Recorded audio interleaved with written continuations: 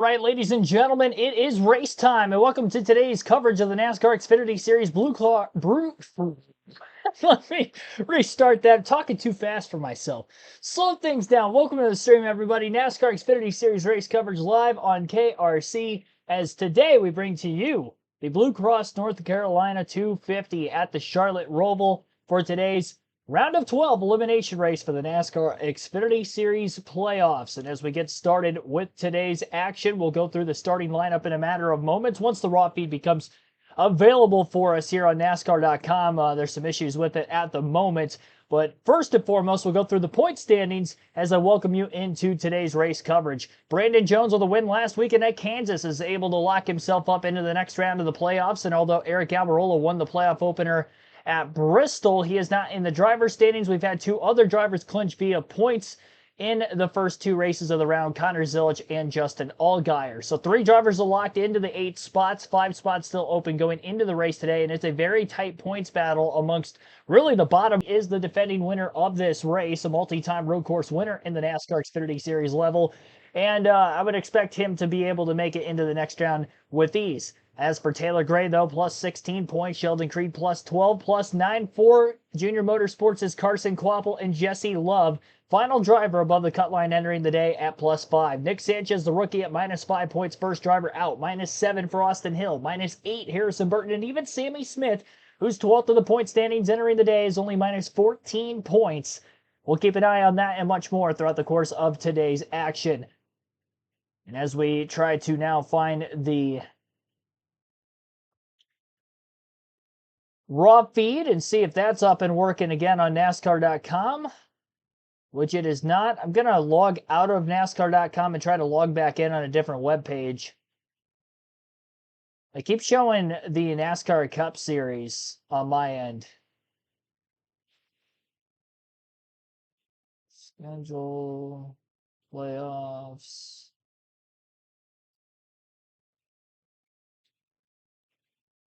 I don't know why it keeps showing that.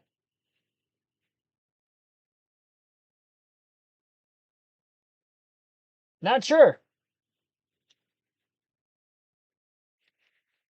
Let me get the chat up on my phone while I'm waiting for this to upload. I might have to read the starting lineup off of the NASCAR mobile app, which I know it's available there.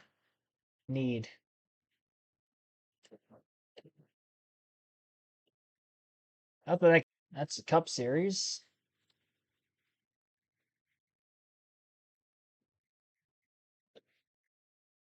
All right, well.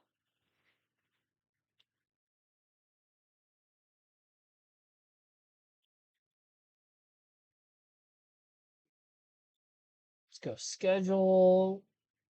Xfinity Series. Let's go weekend schedule.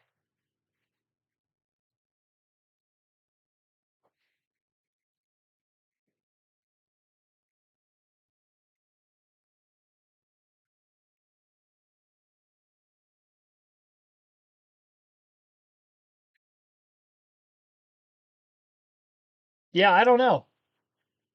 I'm not sure why I'm not able to find it on NASCAR.com. Cars are on the racetrack currently with the pace laps before the race is set to begin, so hopefully the raw feed will be up on NASCAR.com shortly. Currently trying to refresh my own page to make sure my internet's not buffering anymore. Having some major technical difficulties at the start of today's stream. We've had much worse. All right, buffering should be gone at the very least.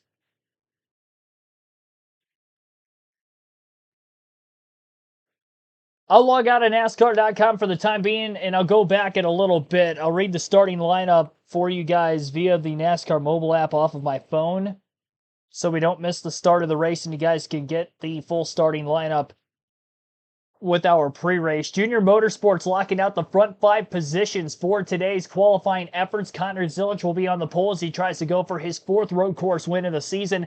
Justin Allgaier will be outside of road number 1. Both Zilisch and Allgaier locked into the next round on points. In row number 2 will be Connor Mosack driving the number 9 for JRM, and Sammy Smith, who comes in 12th on the playoff grid, Carson Quapple just a few points to the good entering the day inside of row 3. And on the outside, Corey Day in the number 17 HendrickCars.com Chevrolet. Sam Mayer, the highest qualifying Ford inside of row number 4 alongside Jesse Love. And row 5 will be road course ringers Kaz Grella and Austin Green. Eric Almirola in the JGR 19 car on the inside of row 6 and Brennan Poole to the outside. Row number 7, Sheldon Creed and Nick Sanchez, 2 more playoff drivers. Rookie William Sawalich and veteran Austin Hill in the Xfinity Series in row 8. Row 9 will be Taylor Gray and Christian Eckes, Preston Pardis, Matt DiBenedetto rounding out the top half of the field in row number 10. Behind them in row 11, Alex LeMay and Ryan Sieg. Brandon Jones starting deep in the field after a win at Kansas a week ago, and Josh Bilicki, who was great yesterday in the truck race, finished 6th.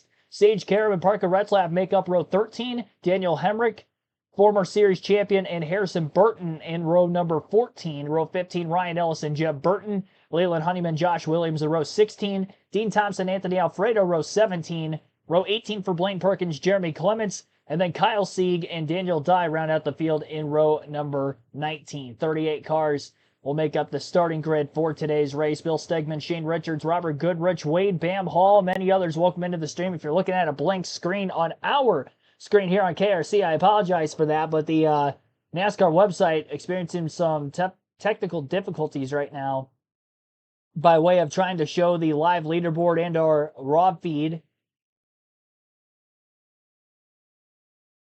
as of this moment. And I keep logging out of and logging back into NASCAR.com.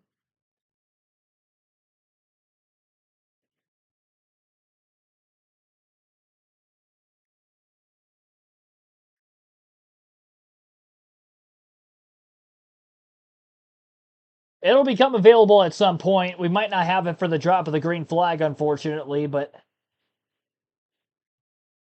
I'll do my best to try to find things as the race begins. Terry Lewis, Tim Brown, Regine Huddleston, welcome to the stream.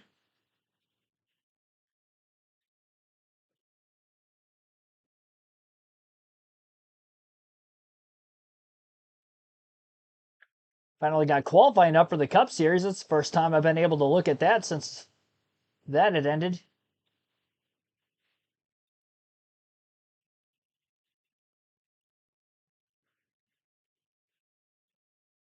There we go.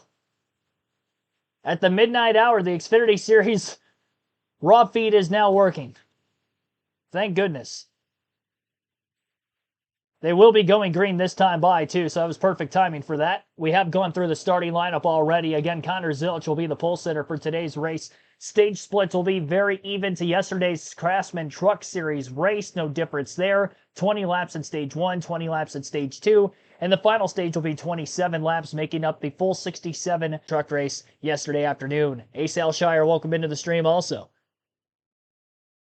Beginning to think NASCAR is becoming a technical difficulty. I would agree with you. I don't know about beginning either, but at least we are up and running at full now. Keep you guys updated on the point standings for today's elimination race for the NASCAR Xfinity Series playoffs. It's going to be a fun one. Jeep and Jake, welcome to the stream. He's pulling for Jesse Love. National Fallen Firefighters Foundation car. There we go.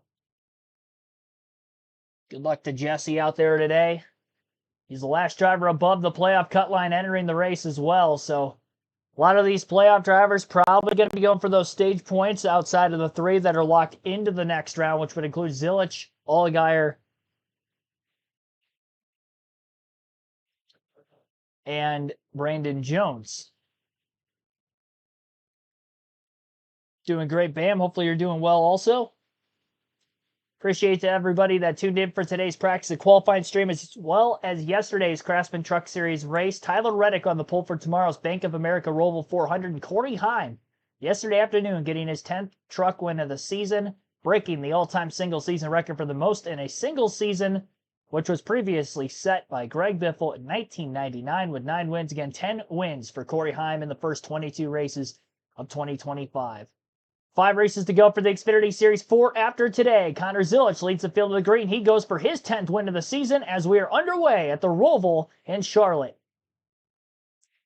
Outside of row 1, a pretty Standard start here for Zilich and Allgaier as they run tightly to one another still, but 7 and the 88 still going to be battling through turns 3 and 4.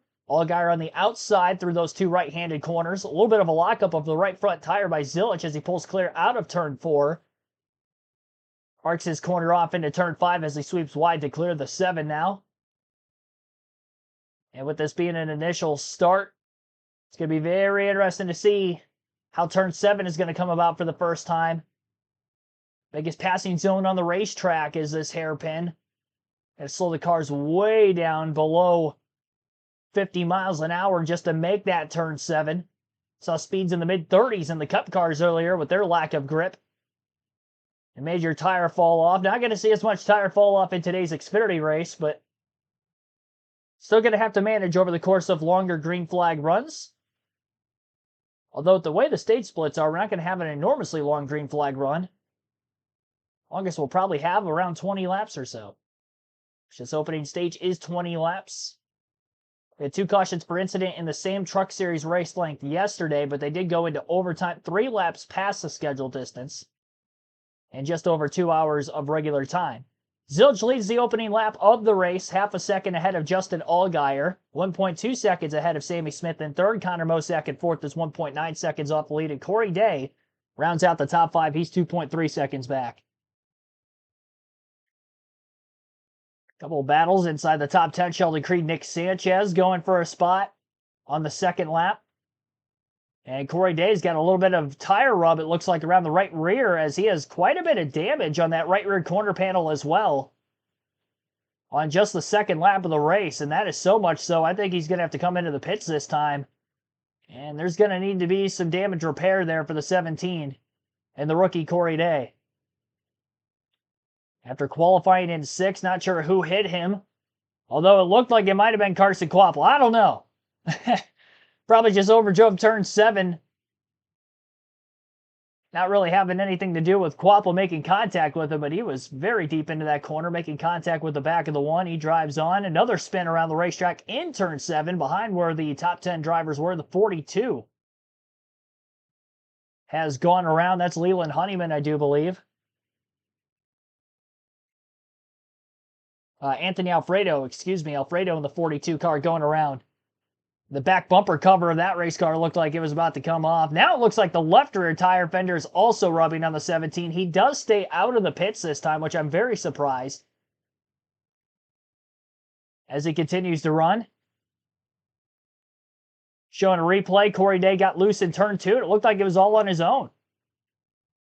Overdrove the corner, got sideways, smacks the outside wall up off the exit of the corner, and that's where the right rear damage came from. Actually kind of tail whipped the right front fender into the wall also after the right rear hit. And contact, it looked like, from Daniel Dye to the back of Anthony Alfredo causes a spin. 3 wide behind Alfredo, and it looked like he just kind of turned down too many lanes after going wide on entry. Had a couple cars underneath him and kind of cleaned himself out, if you ask me. Corey Gibson, welcome to the stream. He's pulling for Zilich. You can vote for who you think is going to win today's race in the chat poll. Based off of the pre-race votes and where we're at right now, 33 of you have voted. 76% of the voting poll taking Connor Zilich. The last vote actually just taking him as well. 37 votes. 78% of you taking Connor Zilich. 0 votes for both Eric Almirola and Sam Mayer. Mayer, the defending winner of this race. Almirola in the 19 car yet again, as we've seen several times this season for JGR. So we got 78% and 22% for other. What a landslide. I mean, I took Connor Zilich for the win today, too. That's kind of a no-brainer. Kind of taking the favorites coming into the weekend. Corey Heim yesterday got the win. Taking Zilich today. Probably be taking SVG tomorrow. I swept Watkins Glen taking those 3 drivers back in August on the last road course. And going with that again here this weekend. Nick Sanchez getting by Corey Day, who's got the damage. Struggling in the early laps is Day. Already dropping outside of the top 10. 4 laps complete in the race. A 1.4 second lead for the JGR car over another. Connor Zilich ahead of Justin Allgaier. Sammy Smith made a pass for 3rd several laps ago. And Connor Mosack holds on for 4th still.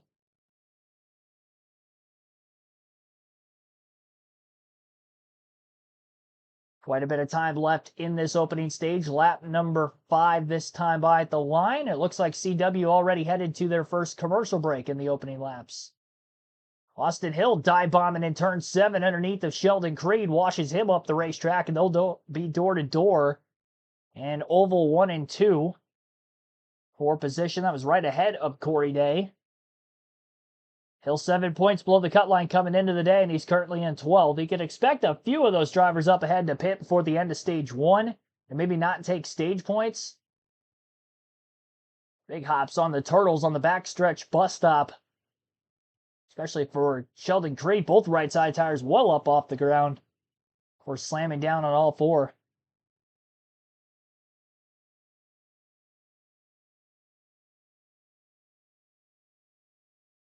Yeah, all of Junior Motorsports definitely has a pace here today, and that's kind of been the case for most of the season.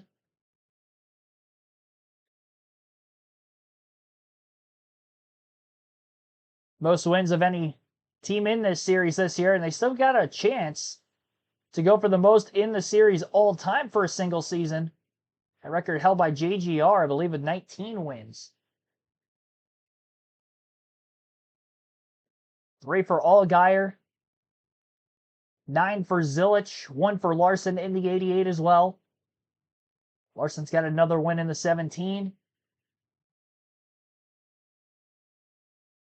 Shane Van Gisbergen with a win in the number 9. Sammy Smith's got a win on the season. So they're definitely racking them up.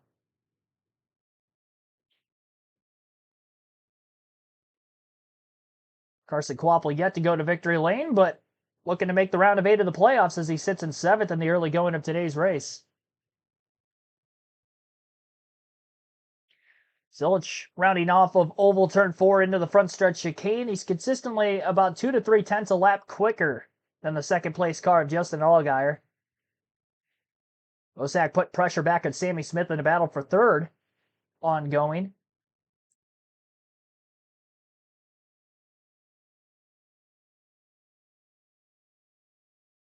Pit road closes with 2 laps to go in the stage. And that is officially when the race leader gets to the start-finish line to get the 2 laps to go. So we'll start seeing green flag pit stops around laps 17 and 18.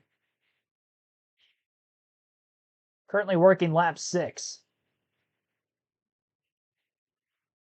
Heim, despite winning the race yesterday, only led the final handful of laps in that race. He didn't lead until under caution going into overtime.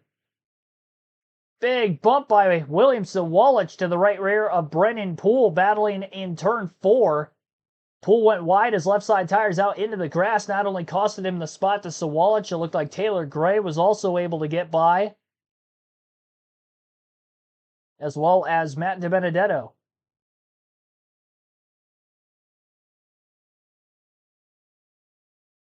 Just outside the top 15.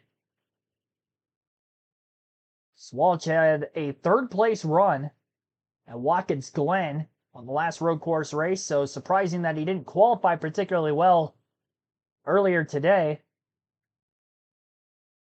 Trying to make up for that in the early going of the race. Coming up on lap 7 this time by. 2.2 second lead for Zilich over Allgaier. 4.1 seconds now to Sammy Smith in 3rd.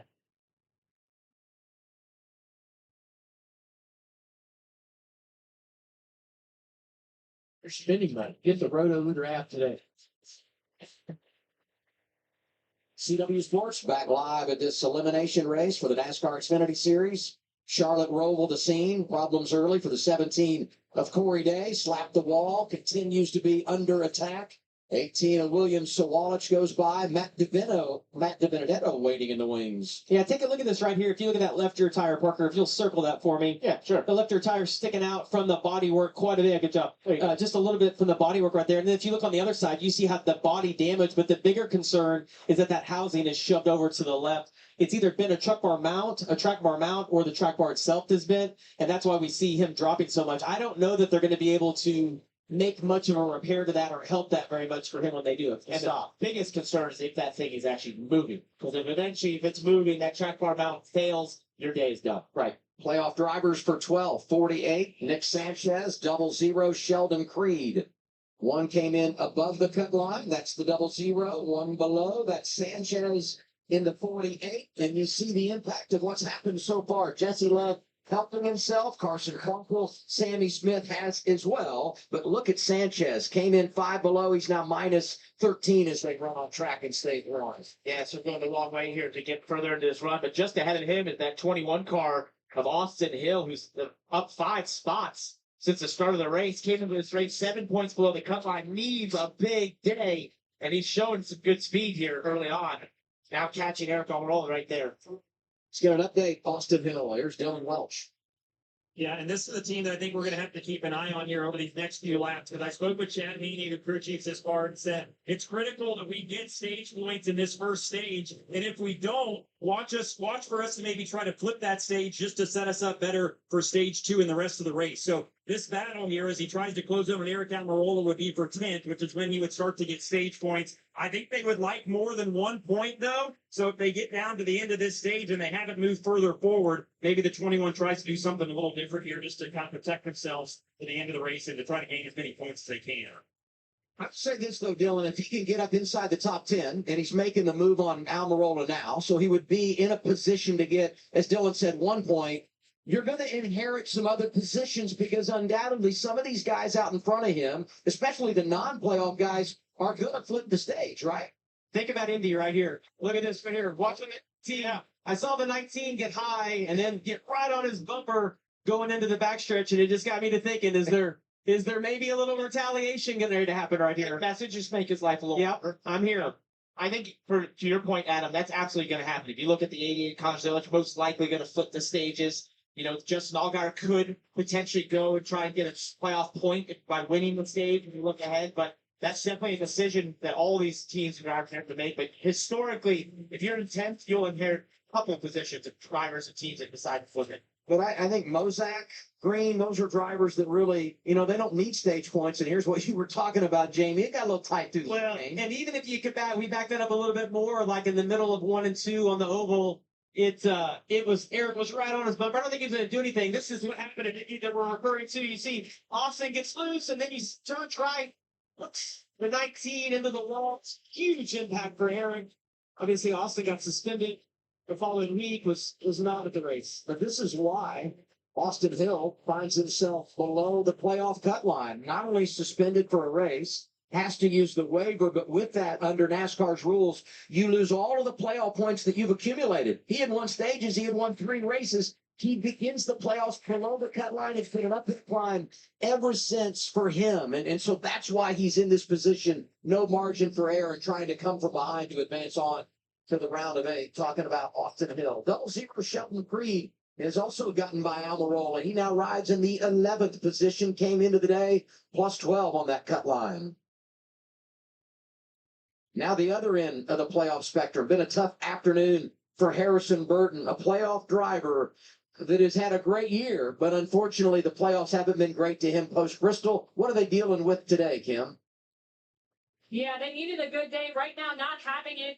Harrison Burton currently in the 25th position after starting 26th. And Richie Danny was very honest with me saying road courses have not been their strength this year. Despite that, when I talked to Harrison before the race, he said, look, I felt good in race trim. My pressures in my tires just weren't where they needed to be, where it falls. We're going to have to make some movement. They told him to be aggressive at the draft of the green, but right now, it's very, very hard to be aggressive when you have a car that has no grip. That's the report he's giving his team.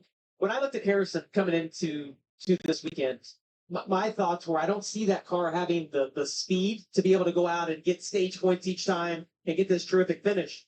But I think he's been around long enough, and he knows the car that he has will capitalize if these other guys have mistakes or if chaos breaks out. Maybe he can miss that. And to me, that's his way of advancing into this next round. 7 of the top 10 drivers alive for the championship, stepping up when you need to. You see it each and every year. And here are the faces. 4 are going to be eliminated at the end of the afternoon. All those drivers chasing a position in the round of 8. We're live at the Charlotte Roval. Halfway through stage number 1, Connor Zilic has led every lap from the pole thus far. Justin Allgaier is currently in second, Connor Mosack third, Sammy Smith is fourth, and Sam Mayer rounds out the top 5 in fifth. Jesse Love in sixth, Carson Guapel seventh, Austin Green eighth, Kaz Gralla ninth, and Austin Hill rounds out the top 10. 6 positions gained on track for Austin Hill, same for Jeb Burton, up 6 spots, and 7 for Kyle Seeger, up the most positions of any driver in the race today. Preston Pardis a few laps down, in fact, has pulled off the racetrack after starting 19th today. We'll see if he can return back into this one. 37 of the 38 that started the race still on the lead lap.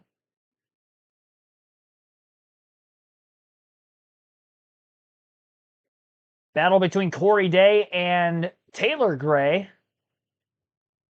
Making a little contact out of turn 4. Gray up into the right side of Day's race car.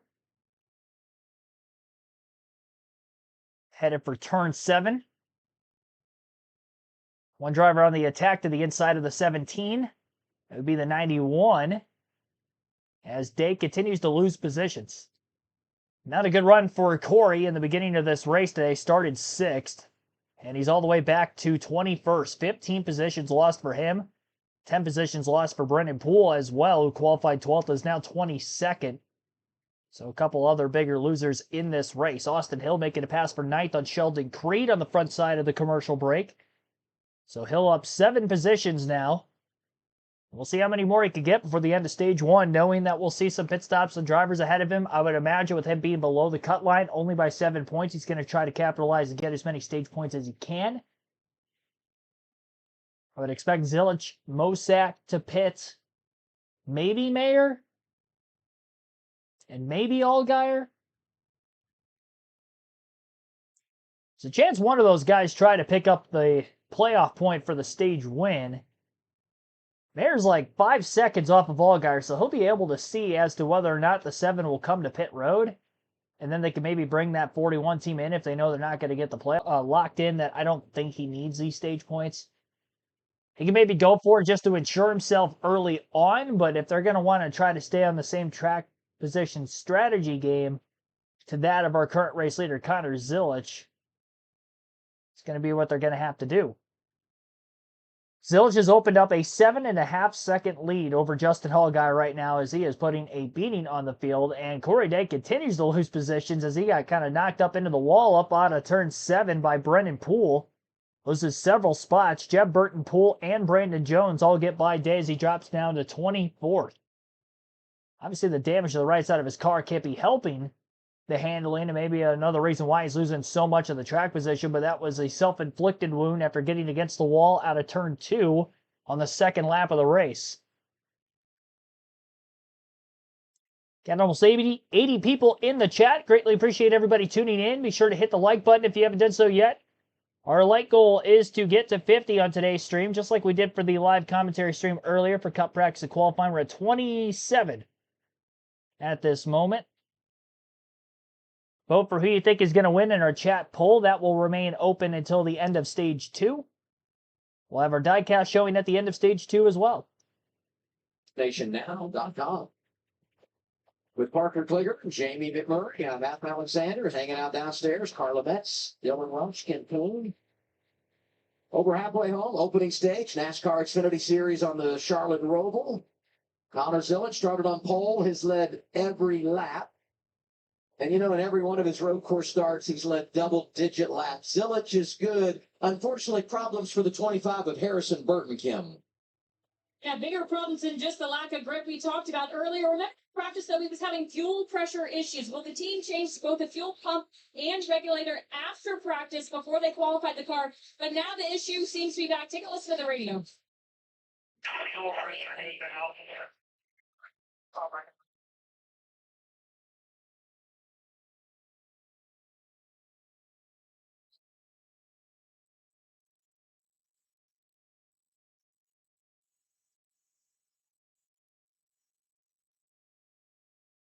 So you heard him say, I think this is going to be terminal for us. The team told him, we don't have a choice right now. We need to try to finish this stage if we can. So, Parker, if you're the driver at this point, are you freaking out?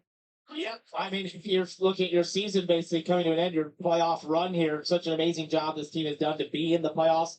But if you're having these sorts of issues, that's just a mechanical issue that's almost out of your control in a lot of ways. That's where the 25 is actually really slow right now. So he was going off of the final chicane. So maybe those issues getting worse. I thought it was interesting. He was talking about heel and towing to help that sort of issue out. I'm imagining or assuming that using the clutch and flipping the throttle as he's trying to get into gear. Oh, here you go. He's really slow right now. Yeah, the heel toe thing doesn't really make any sense to me.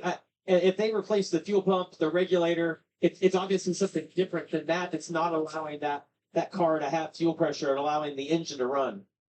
It looks like it's just completely shut off at this point. And he's a long ways away. This could, very well, if he slows to a stop, produce a caution, and that would have a big impact on strategy as we're down now to 6 laps to go, stage 1.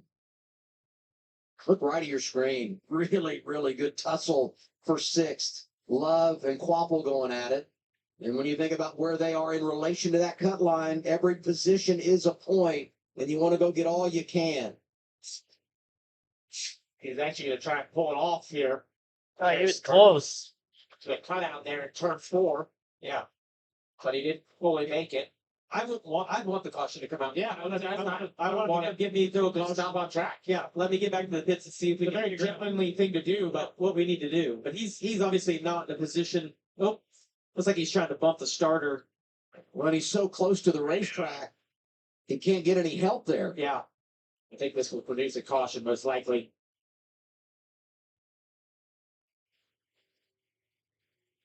It seems when we come to this racetrack, there's always something. You just never know what it's going to be.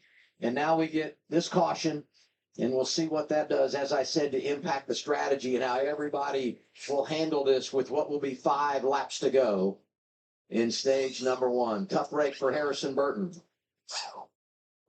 Connors, it looks, has led every lap, top 5, 88, followed by Allgaier, Mozak, Sammy Smith, Sam Mayer. All right, so Harrison Burton on his way back into the pits. It looks like the wrecker's going to try to come and help drag him back in or pull him back in after a mechanical failure for the 25 team, and that will more than likely eliminate them from the playoffs. They came in as only 8 points below the cut line entering the day. Obviously wasn't off to a good run, was outside the top 20, and now a parts failure, it looks like, as well for Harrison Burton. First caution of the race at lap 15. We have 6 laps to go in stage 1. And this will probably open the window up for pit stops under caution flag conditions rather than green flag conditions for those who are going to sacrifice stage points or a shot at the stage win. Now they're going to have some fresher tires for a few laps, maybe try to attack, and depending on how many drivers actually do stay out, we'll see if they can get their track position back. So we did have 4 cautions yesterday in the truck race. 2 of those were the stage ends, and then we had 1 on lap 3, and then 1 with 3 laps to go at the end of the race. This caution at lap 15, our first so far. We'll take a quick break. Pit stops on the other side. You're listening live on KRC to the NASCAR Xfinity Series Blue Cross North Carolina 250. Frederico Sanchez, Lisa Jones, welcome into the stream. Sharitha Cooper, welcome in also. Some newcomers into the chat in recent minutes.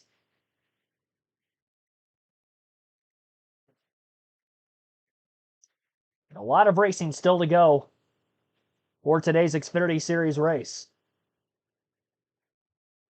Our Cup Series race coverage tomorrow will begin at 2:30 p.m. Eastern right here on the channel. NASCAR 25 coming out next weekend. A lot of NASCAR content in the works. Live commentary streams like this every NASCAR race weekend for Truck, Xfinity, and Cup races, as well as Cup practice and qualifying. So our 3rd stream of the weekend, 2nd of the day, and we will be live again tomorrow for the Bank of America. We'll see a crazy race by way of tire fall off because they had 5 seconds of fall off over a 12-lap stretch in practice earlier. Very reminiscent to what we saw at Bristol Motor Speedway in the race conditions under the lights a couple of weeks ago. Colt Trickle, welcome to the stream.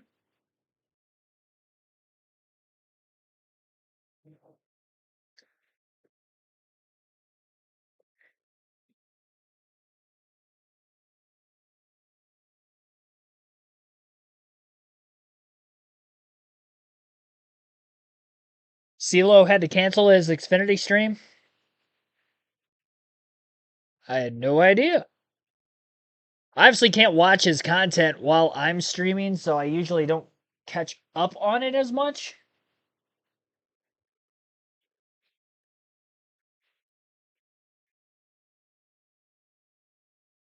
Hopefully all is well with him.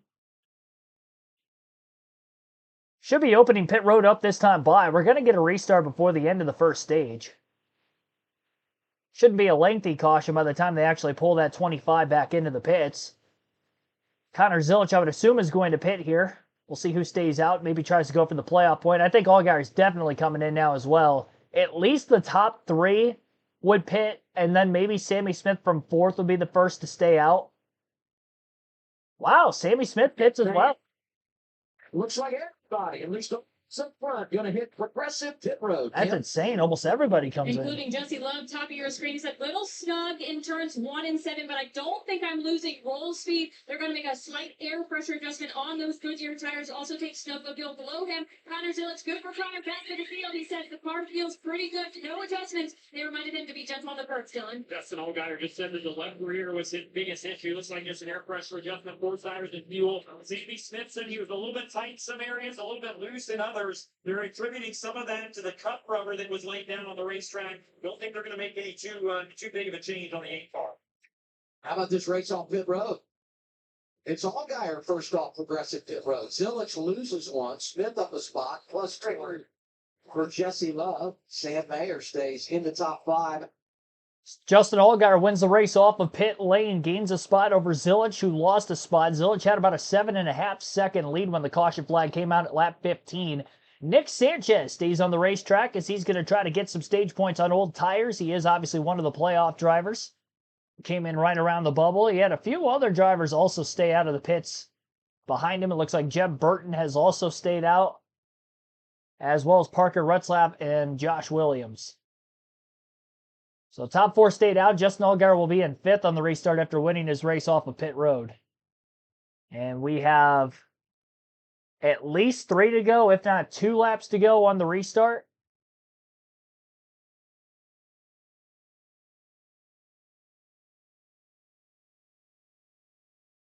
Sanchez was not in the top 10, so even if he doesn't hold on to win the stage, if he really gets any stage points here, I think that's going to end up being a good strategy call for him, although he is going to be at the back of the pack when we start stage 2, because now we'll have to pit during the stage break, and obviously because nobody else stayed out, for the most part, he's going to be at the very tail end of the field when we do begin the second stage.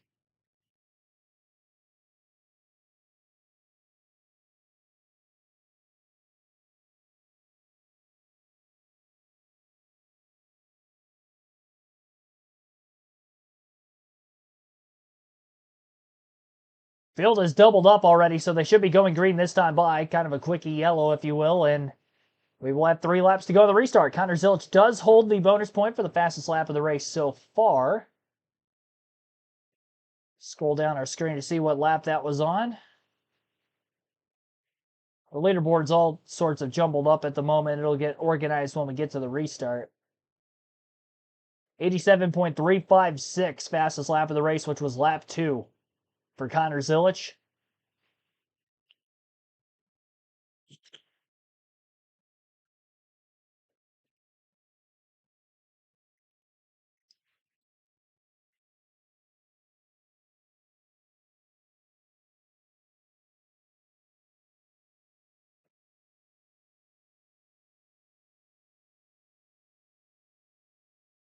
So again, Sanchez will be the leader on the restart.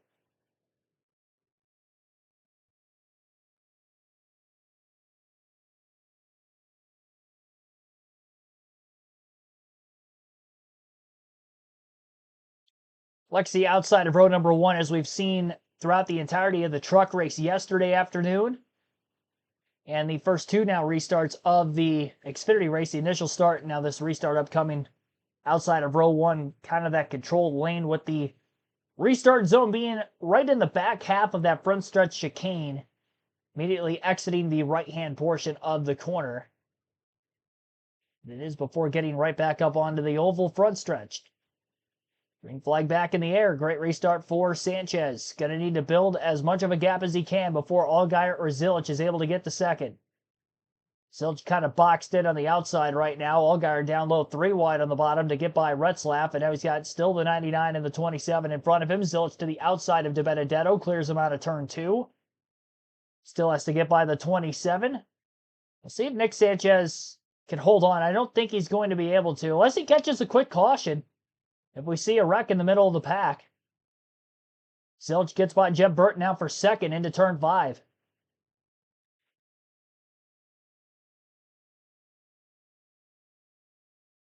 Heavy braking zone into turn 7. Much wider entry for Connor Zilch in the 88.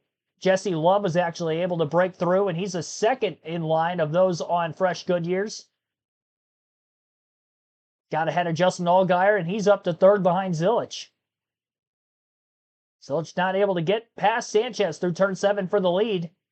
Into the bus stop on the back straightaway. Now Zilch powers to the inside, clears the 48 before getting into the corner. And so Zilch leads. One car goes off wide, missing the bus stop in the middle of the pack. Has to come to a complete stop before regathering back onto the racetrack. Looked like it might have been the 41 of Sam Mayer, who had gone wide.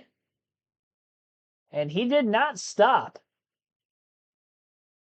which is probably going to take him out of the top 10. He is currently in 8th. Unless it was not Sam Mayer and it was somebody else. Somebody went wide. And I didn't see that car come to a complete stop. Wayne Martin, welcome to the stream. Pulling for Austin Hill.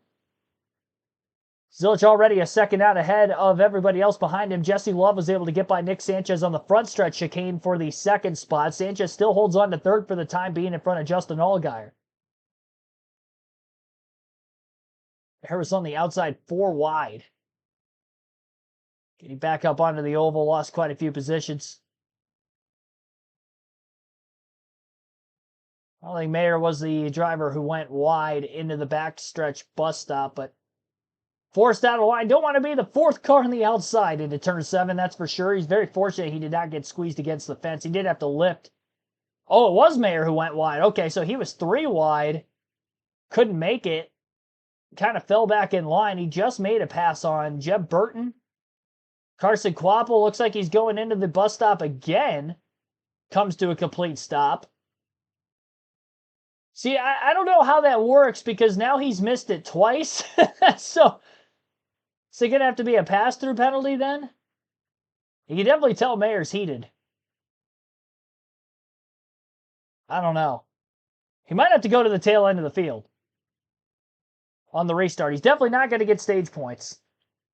Came in plus 43 above the cut line, but a lot of the playoff drivers that are in this race are inside the top 10. The only 9 playoff drivers in the top 10 are Jeb Burton in 7th and 19 car of Eric Almirola in 9th, although Jeb Burton on older tires probably won't finish up inside the top 10. Almirola looking to pass him for 8th.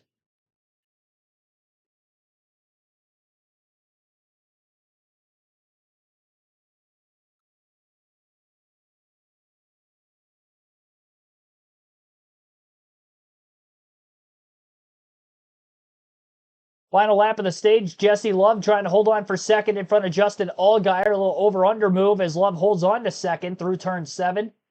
Eric Almirola overcooks the entry to the corner. 4 wide just behind him. Mosak, Eckes, Sawalich, Jeb Burton. A few rookies in there.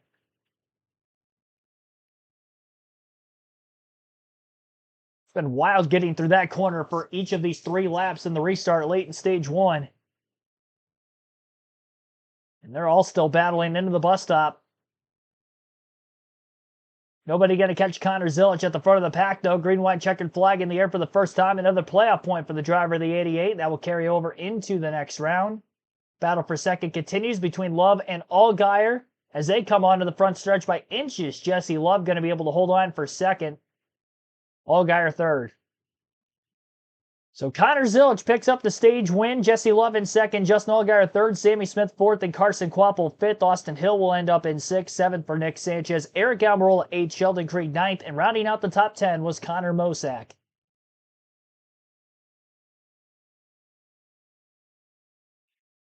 Playoff point for Connor Zilch will be another one added to the immense amount that he has already picked up on the season. with the regular season championship, his 9 wins, and all the other stage wins he had earlier in the year as well.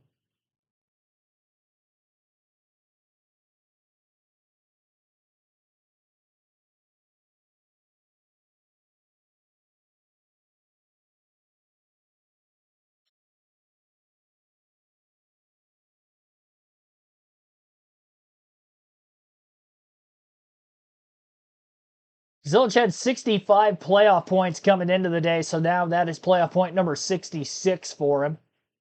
Has a shot to go for 6 more still.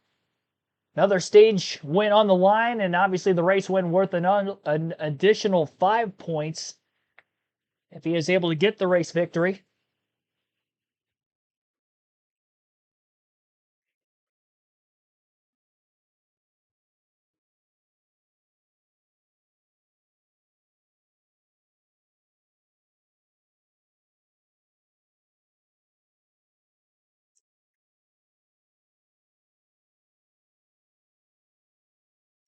Been all Connor Zilic so far this afternoon.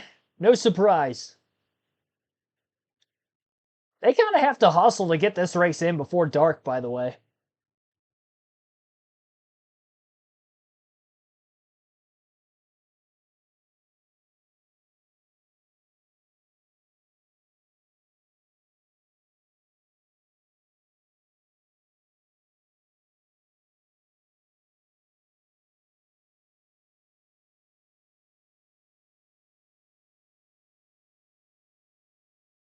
Poll has Connor Zilic. He's dropped a little bit. He had 78% of the votes to win today's race. It's dropped to 70%.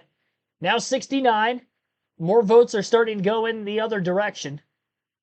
Sam Mayer and Almirola, who were at 0. Almirola at 2% now, and 7% of the votes for Sam Mayer. Still 22% for other, but yeah, 69% taking Connor Zilic for the win. That might be the highest percentage so far this season across all 3 series for one driver to win the race. Not a surprise. It's a road course, and he's just been that dominant. Trying to keep a top 5 streak alive as well. 16 straight top 5 finishes. Breaking Sam Ard's consistent record of the NASCAR Xfinity Series of consecutive top 5s set back in the 80s.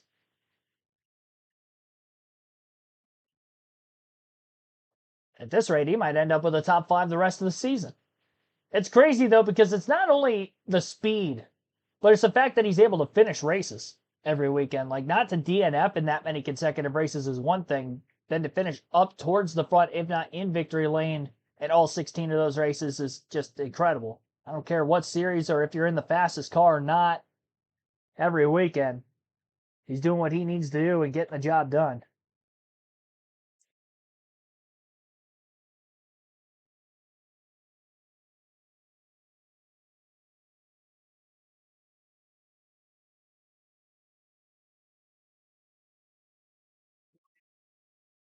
This Tuesday at NXT versus TNA, Team Rocket Grant. It's a one epic show to see who's coming out on top. Don't miss the history-making event, WWE NXT, Tuesday at 8/7 Central, right here on the CW. And I am now joined by a ton of NXT superstars right here. We got to talk to Trick Williams, who's to the right of me, your left, and you've got to host a lot of these drivers at NXT event recently. Now you're in a NASCAR race. What do you think so far? Man, this is crazy, man. We got tight turns. This course is like no other here in Charlotte, man. I'm having a good time. My boy Sam Mayer is doing his thing. You're going to choke slam somebody if you don't get first place. Let's talk about it. Let's talk about it. Let's talk to Izzy Dame now, too. And you got really a big taste of NASCAR at a pit practice at Haas Factory earlier this week. Talk a little bit about that and what that was like. You know, that was a really cool experience for all of us. We got to go into the Haas Factory and put ourselves in the role of the pit crew, change the tires. We got to drive the car, change the bolt.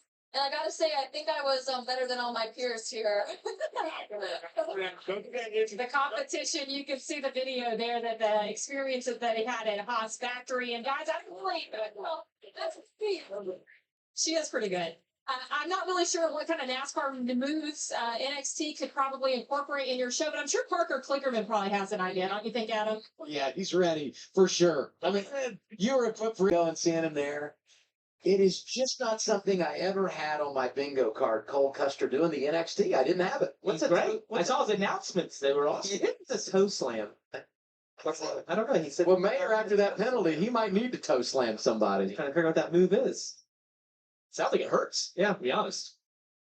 Pit road is open, but as we saw there just prior to the end of the stage, everybody came down and got their service. So the ones that will make the trip down Progressive Pit Road here are those that had stayed out. And leading the way, Nick Sanchez, who got some stage points, and now he comes down for tires and going to have some ground to make up when we begin stage 2, Dylan. Yeah, that's exactly right. They got the points they were after, but the price they're going to pay is on the backside of this here when they're going to be buried in traffic. Their car has not been very good either. Nick said that it was non-turning at all. He said, I don't even know what to do. So they're going to make a pretty big air pressure adjustment here. I think it's all 4 into the race car, and a chassis adjustment. You see there as the wrench goes in the back window. 4 tire than fuel, and hopefully some handling adjustments for Sanchez to help drive through the field. Never know how the game is going to play out. Got to take advantage of opportunities. Sanchez did a good job of making that 48 wide as we wrapped up the opening stage. Charlotte Motor Speedway, 25 minutes north of downtown Charlotte. Beautiful evening in the Queen City. All right. So getting set for stage 2, a couple drivers had to come to pit road after staying out of the pits at the end of the opening stage, which were Jeb Burton, Nick Sanchez, and a couple other drivers out there. Josh Williams, I know, was one, and Parker Retzlaff, I believe, were the 4. Everybody else stayed out in the racetrack. Maybe a couple others going to top off on fuel at the tail end of the lead lap, but that would be about it.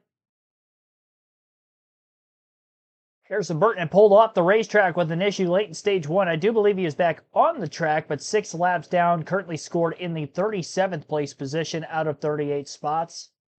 Preston Pardis pulled off the racetrack after just 6 completed laps earlier in the race, so he is off track still and 15 laps down. Brett Whitesides, welcome to the stream. Dean Tate, thanks for tuning in. And if I haven't shouted you out, you've been in the chat. Let's see if we can get to 100 likes. I know I said 50 was our initial goal, and we got there for the Cup Practice and Qualifying stream earlier. We are at 44 likes right now with just over 100 people concurrently watching as we get into the second stage of today's NASCAR Xfinity Series event at the Charlotte Roval.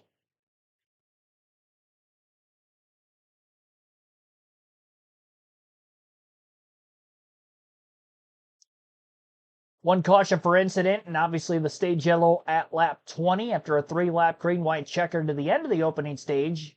First caution came out at lap 15 for Harrison Burton stalling out in turn 4. A little wide of the racing line, but still on the track enough so that they had to pull his car off via wrecking crew or equipment, and that is the cause for the caution.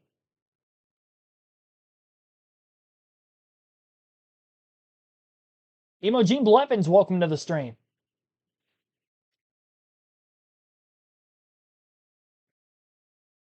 Front runners at the beginning of the pack for this next restart would include Connor Zilic in the lead, Jesse Love in second, Justin Allgaier third, Sammy Smith fourth, Carson Kvapil fifth, and Austin Hill is in sixth.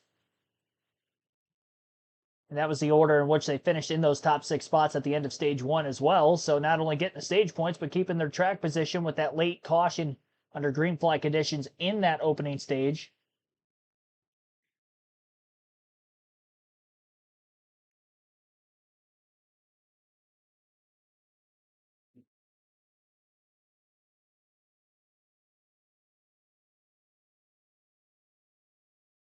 I keep getting ESPN alerts since the practice and qualifying stream earlier. I know this isn't a football-related channel. Has anybody else seen the stuff about Mark Sanchez?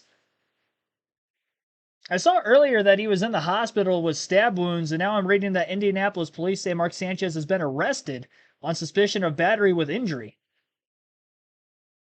among other misdemeanor charges. What the heck has happened in Indy today? Former Jets quarterback Mark Sanchez. Doesn't he work for Fox on the pregame crew, too? I know he did at one point. Maybe he doesn't anymore. I just keep getting alerts about like new news with the situation. It just keeps getting more and more out of control.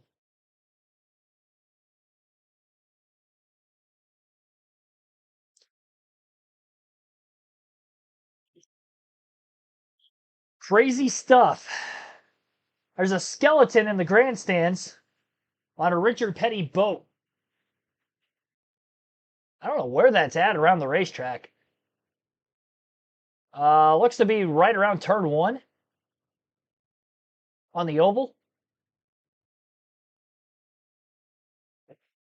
It came in minus 14, but crew chief Philip Bell said this race is not a must win for us as long as we take care of business in stage 1 and stage 2. That's 5 to 6 points each stage at a minimum. They got 7 in stage 1. They're 1 below right now, Kim. Well, Dylan, partially cloudy conditions here at Charlotte Motor Speedway. Right now, the sun hiding behind the clouds, but when it peaks out, causing some problems for some drivers. Take a listen to Connor Zolich's radio. Over the line, like that hill, right? So that glare causing some issues. This race is a little bit later than it typically is run, so we do expect to end under the lights here. So until that sun completely sets, though, those drivers with issues out here at the Roval. Yeah, Kim's great point, and that's what he was referencing there is turn 5 to 6. It's a blind crest you go over, and the sun is directly in your face. Usually it's the end of the race that you struggle with that, but with this race, most likely going in the darkness, it's sort of right now. And look at those stage points earned. 0 for Taylor Gray. Austin Hill gets 5. Sammy Smith gets. Kind of sucks that there is a potential darkness concern for this race, considering it started after 5 p.m. Eastern. Like, what are we doing when it gets dark just after 7? Like, we're expecting this race to get done in barely under 2 hours. Like, that is not a lot of time to get this race in. Yesterday's truck race, I believe, was barely over 2 hours, about 2 hours and 3 minutes or so with overtime. Green flag back in the air. That was also with 4 cautions. We've had 2 so far already in the first 24 laps. Connor Zilich is out in front of the field as he gets a great launch out of the restart zone and is well clear of Jesse Love to his inside into the first turn. Love clear for second as well. Really the top 6 or 7 positions single file through turn 2. Closest battle will be Connor Mosack on the inside into turn 3 underneath the rookie of Christian Eckes in the 16. Eric Almirola right in front of both of those guys, boxing them in a bit. Sam Mayer trying to rally back into the top 10 after having that stop-and-go penalty, costing him any stage points back in the opening stage of the race. Mayer battles for 11th alongside William Sawalich.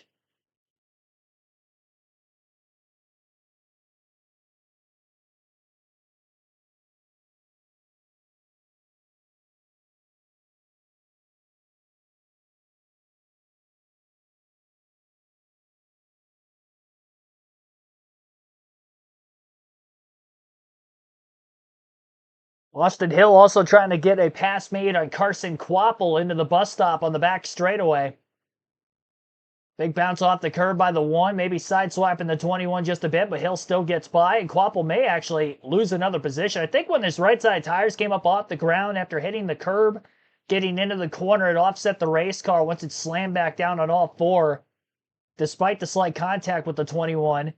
And the 00 was able to get by as well, and now Eric Almirola will have to settle in line tightly behind the 1. I thought he was going to try to attack into the front stretch chicane, but he thought better of it. Better move by Almirola. Quapple falls to 7th in the running order.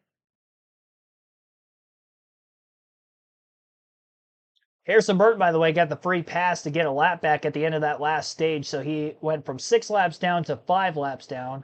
Josh Williams has pulled off the racetrack during the stage break.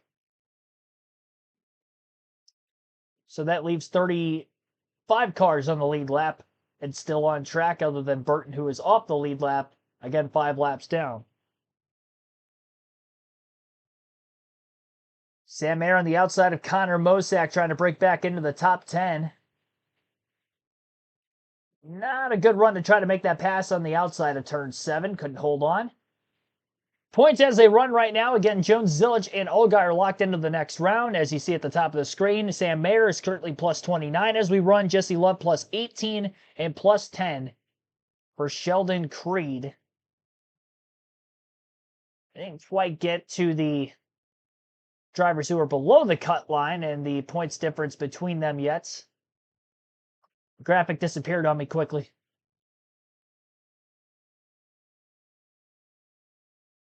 A lot of bare bond on the back of the 17 of Corey Day's race car after slamming the wall in turn 2. Stayed under green flag conditions earlier. He's losing quite a bit of time on the racetrack. Passed by a lot of cars back in that opening stage also.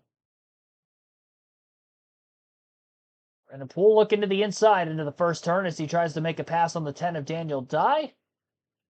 Be able to do that. Matt DiBenedetto now underneath the 10 of Dye as well. A little bit of contact between the two cars as DiBenedetto got closed off a bit. And now the 45 car is stopped on the racetrack. That is Josh Williams. And that will bring out a caution for the third time today on lap 27.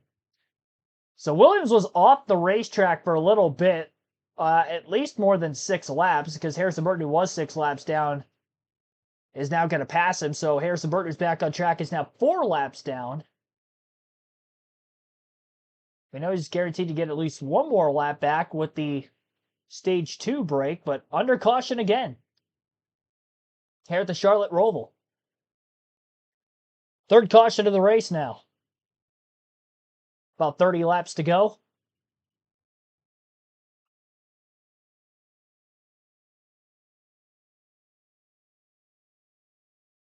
I would assume he just pulled out onto the racetrack and it looked like he was stalled between turns 5 and 6.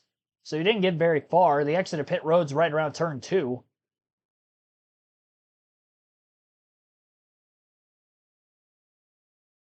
Josh, you can't park there, Williams. Yeah, you can't park there either.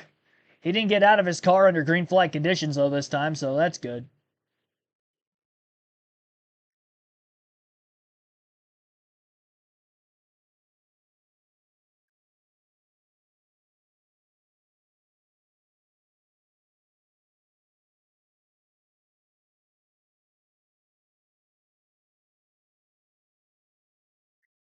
Gotten past the original like goal of 50 likes. We're at 52 now. See if we can double that and get to 100 here by the end of the stream today. We're almost halfway through the race. I don't think we're going to see anybody pit here. We could because they're in the fuel window, but I don't think they will. Be a lot of laps on the tires at the end of the race.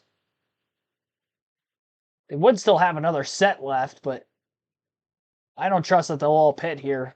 H. Holly D, welcome to the stream. We all know that Josh Williams will park wherever he wants to, yep. Yeah, obviously, they did not fix the mechanical issues that he had pulled into the pits for a lengthy period of time in the first place.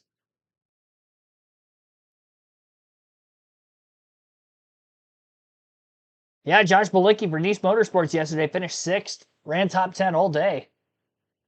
Actually, he was really top 5 for most of the day, and then he had a spin early in stage 3. Still came back to finish in 6th. Great run for him.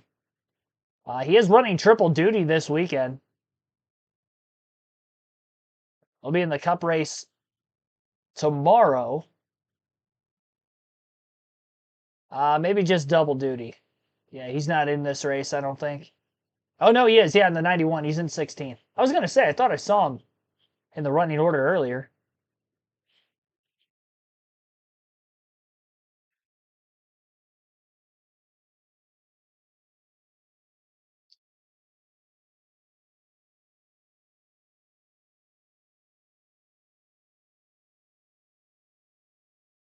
All access parking pass for Josh Williams. Yes, sir.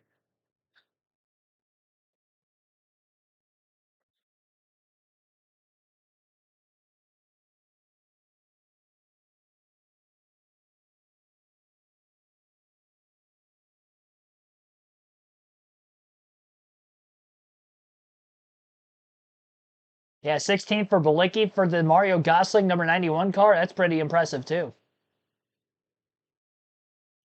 He's showing out this weekend so far. The equipment he'll be in tomorrow's race, I don't expect him to have a good run in the Cup Series, but hopefully having a good run here. I'll tell you what, it looks pretty dark out at the Charlotte Motor Speedway, even with the cloud behind the skies right now. I feel like they should at least turn the lights on the oval.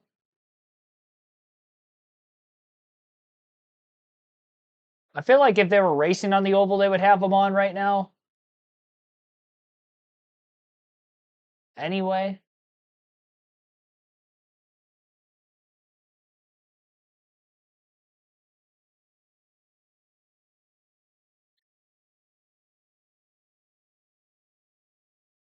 Didn't Balicki also run the Mustang race earlier today? I have no idea. That I couldn't tell you.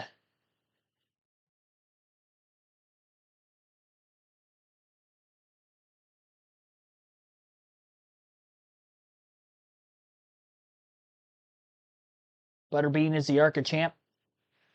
Is there a good chance we see Butterbean racing for colleague racing next year? In the truck series full time? I'd like to see it.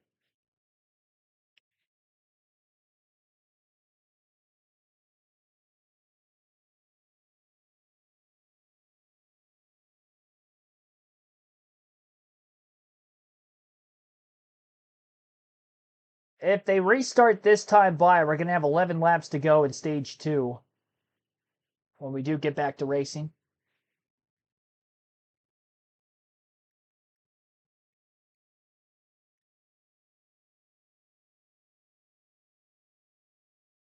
Brennan Poole down onto pit road.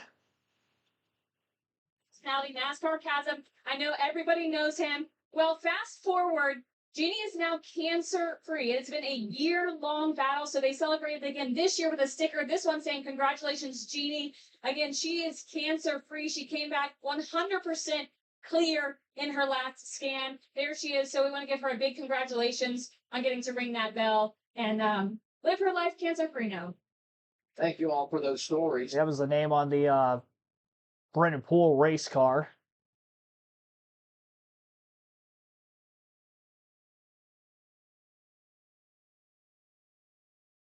Who's in the pace car? I couldn't tell you. I have no idea who's in the pace car. I remember it was Brett Bodine for the longest time. I don't think he's in there anymore. I would like to think they have somebody else in there nowadays. He was in the pace car when I was a kid. That tells you anything. T Van, welcome to the stream. Butterbean needs to go straight to the O'Reilly Series next year for junior. That's possible too. He ran one start and had a pretty good run at Bristol. Didn't he have a top 10? His first Xfinity start a couple weeks ago?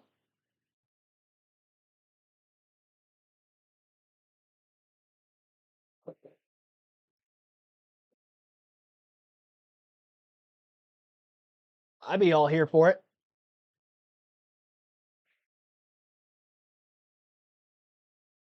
Jeep and Jake, welcome back.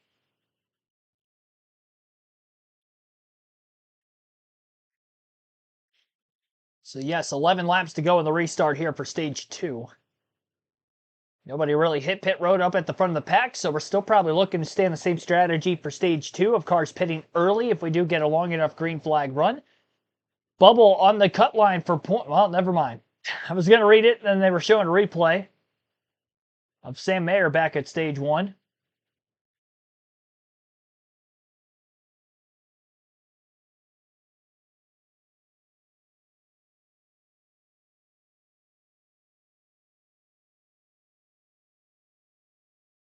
Green flag back in the air.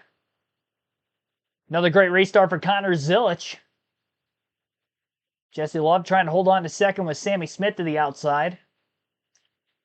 Justin Allgaier hasn't been as much of a threat for second place here since the first pit stop of the race, but Connor Zilich is still easily the front runner to try to win this event.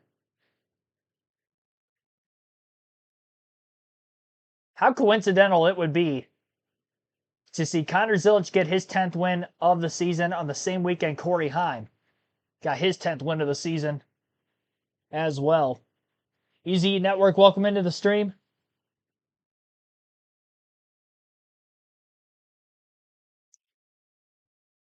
Oh, big bumper car action in turn 7. Carson Kvapil right up into the driver's side door of Sheldon Creed.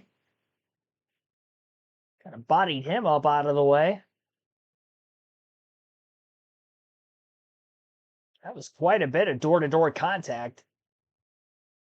It's caused a tire rub on the right front of Kvapil's car. Got to be careful. You don't want to come down for an unscheduled pit stop here. Kvapil's one of those drivers barely above the cut line. He's plus 9 points coming into the restart. That's with running in the back half of the top 10. Justin Allgaier kind of got a piece of the right front fender of Creed after Creed got bodied out of the way by the one car. So great job and great car control by the driver of the 7. Keep going in the correct direction. Hangs on for 5th. Austin Hill plus 3 points above the cut line, and then -3 for Sammy Smith, -8 for Taylor Gray. Harrison Burton off track many laps down, and then Nick Sanchez -24. So I don't expect Harrison Burton to pick up those 45 points needed, obviously, to get in, even if he gets some help with some other DNFs. That's just not going to happen. So Burton we can chalk off. And Sanchez probably going to be in a must-win situation, considering he's outside the top 10 again. Unless we get a ton of drivers to pit here, but I don't think he's going to get a lot of drivers to pit outside of non-playoff drivers, so he's not really going to outpoint the guys who are going to be ahead of him either. Connor Mosack, Sam Mayer making contact through turn 7 again. These two have been in a very tight battle multiple times now today. And Mayer's not going to give this a hold on and drive away from the driver of the number 9. Mayer is now up to 8th.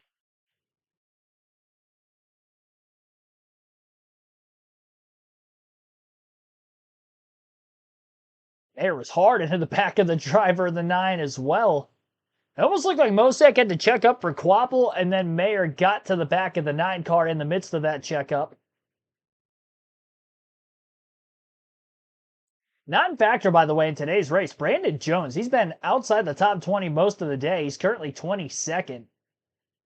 Luckily enough for him that he's already locked into the next round with the win at Kansas.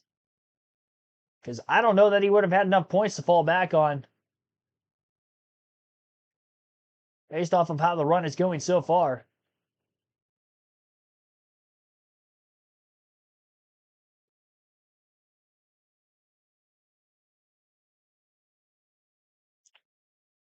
Usually in the Cup Series, we see the Roval race come down to a couple points separating around the cut line, but this weekend it looks like, at least so far, it's the Xfinity Series that's shaping up that way.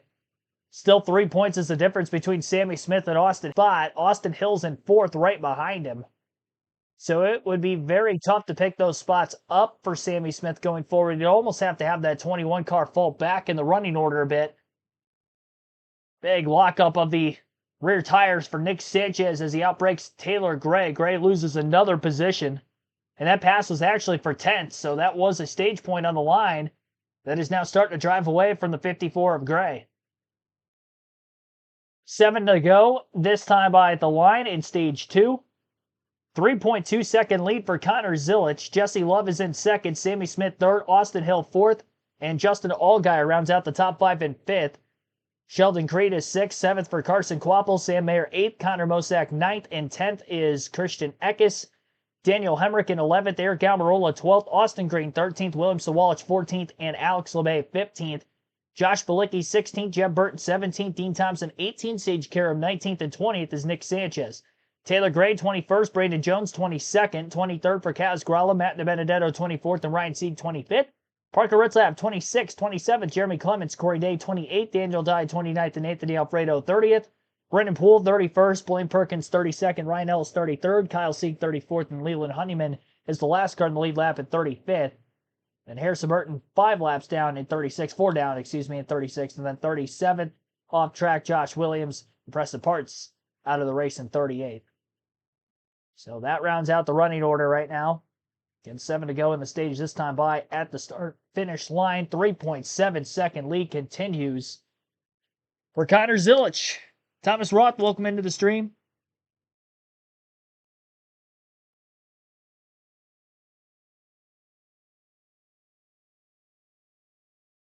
Haven't been this hyped for young drivers ever. Zilich, Heim, Butterbean.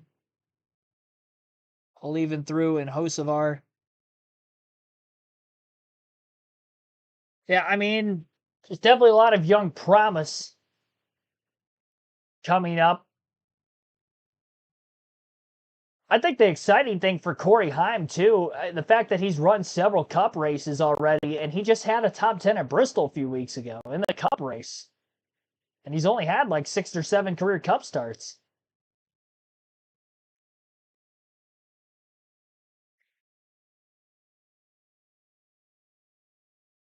So he's adapting quick. Curious to see what Connor Zilic can do. He hasn't had many starts at the Cup level. So I would say if both of those guys are rookies next year, I would probably favor Corey Heim personally for the Rookie of the Year.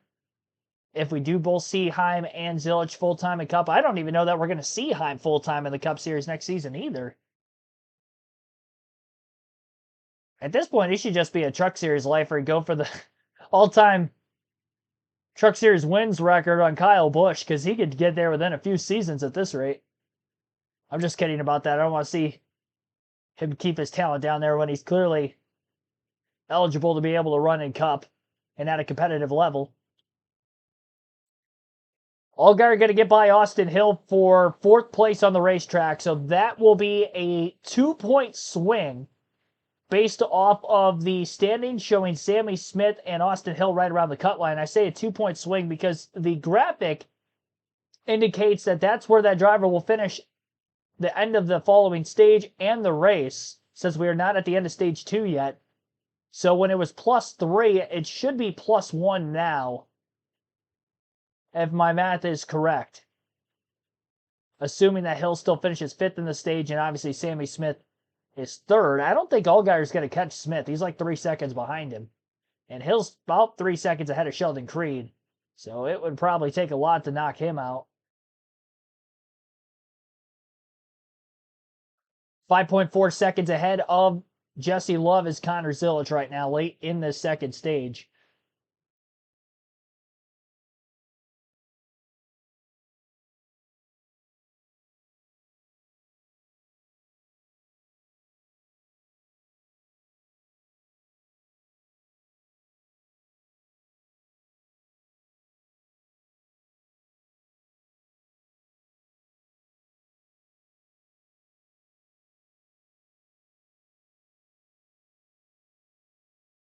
Chat poll's going to close off at the end of stage 2. We'll have our diecast showing then as well.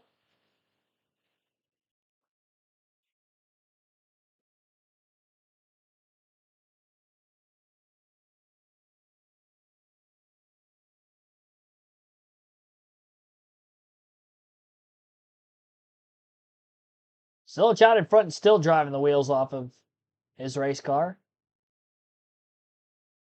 The fact that he's keeping this top 5 streak going and all the wins he's had post-injury that he had at Watkins Glen in the last road course race following the conclusion, obviously breaking his collarbone in victory lane, slipping off of the race car from the window net, and he can't be 100% clear, and I would have to imagine the G-forces pushing down. Can't feel too comfortable, but he has fought through it. He's been fast every step of the way on the other side of that injury as he continues his recovery. Very fortunate he hasn't had to really deal with another accident since then. That's probably helped the healing process, I'm sure.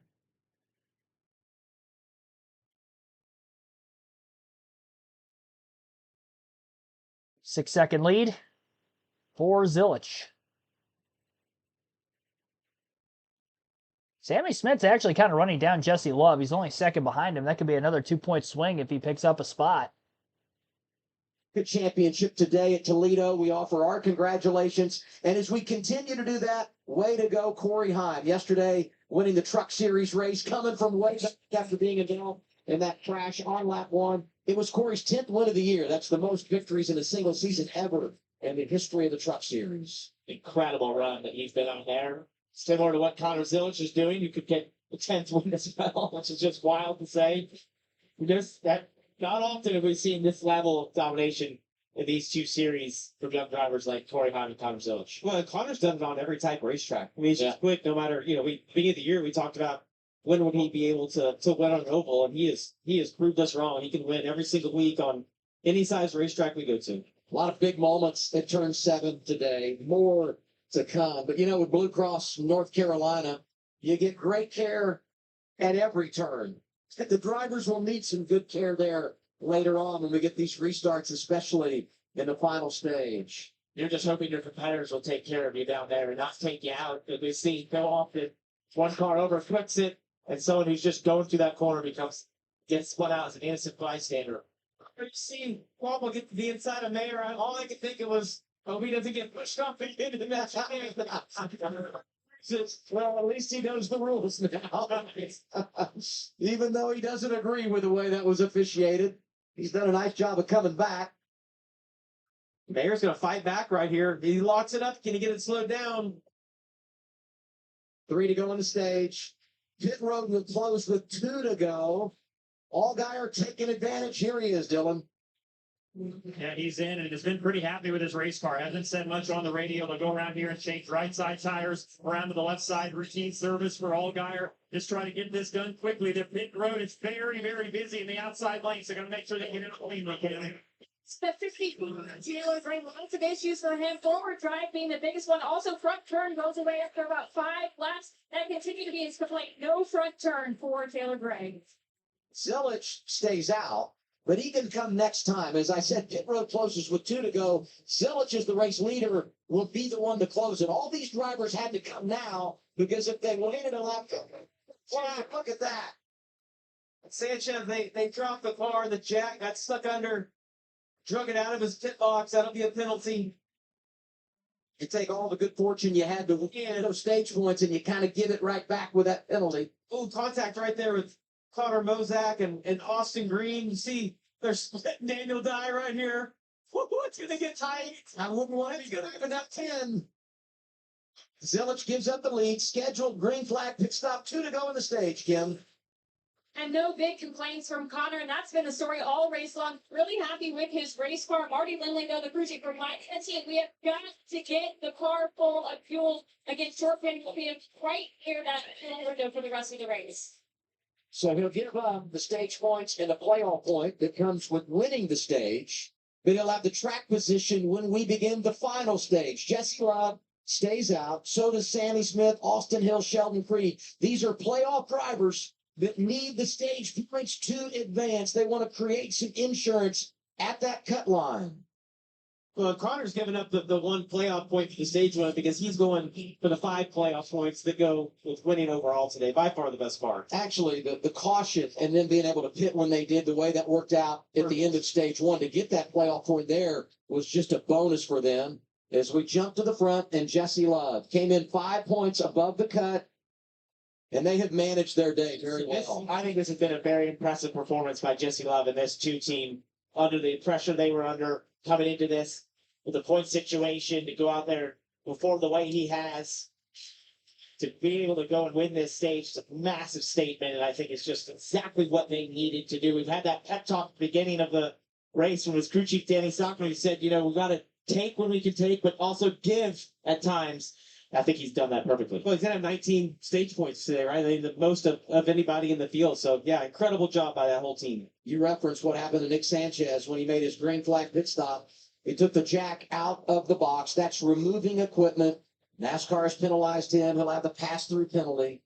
Just a tough break and a big moment for that team. Things going bad to worse for Sanchez. To advance to the round of 8. The Jackman there, you saw him. He was trying everything he could. He's going to need something major to happen in the final stage if he's going to be in position to advance. You think about the problems for Harrison Burton. So 2 playoff drivers. At this point, you feel like it just about sealed their fate on not being able to advance. It's going to be very difficult at this point. Jesse Love trying to do the opposite. Take advantage. Get a playoff point, get 10 stage points, and feel really good about your opportunity to go on to the round of 8 for a second straight year. Second-year driver from California. When you talk about wanting points, Sheldon Creed, Carson Kvapil going at it for 4. They've been going at it, forever. It's been going on before the pit stop, after the pit stop. They know how important those points are. 2 couldn't get away from each other. It's like the balance of wanting the point, but you don't want to wreck and tear something up and give it all away and then really make your life difficult in the final stage. Tremendous effort for Jesse Love. Stayed in the game, put himself in great position, and when others pitted, he takes over the race lead, and he's going to drive back to the green and white checkered flag. That's his second stage win of the year. He also won a stage earlier this season at Talladega.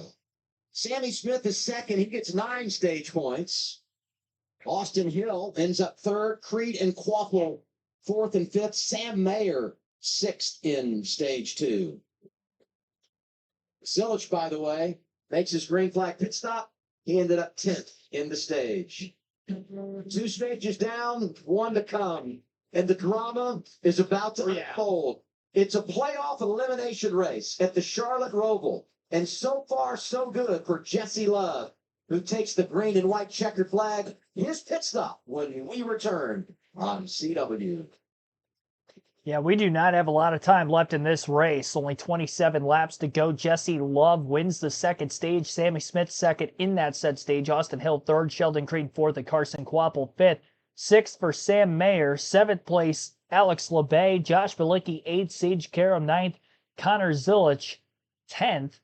And Zilich was the first of those off of pit road that did pit before the end of the stage. So it should be the 88 car back in the lead yet again for when stage 3 begins. Fourth yellow of the day, our second stage end, lap 40 here. We've had 4 lead changes so far, all of which during green flag pit stops because nobody has outright passed the 88 of Zilich so far.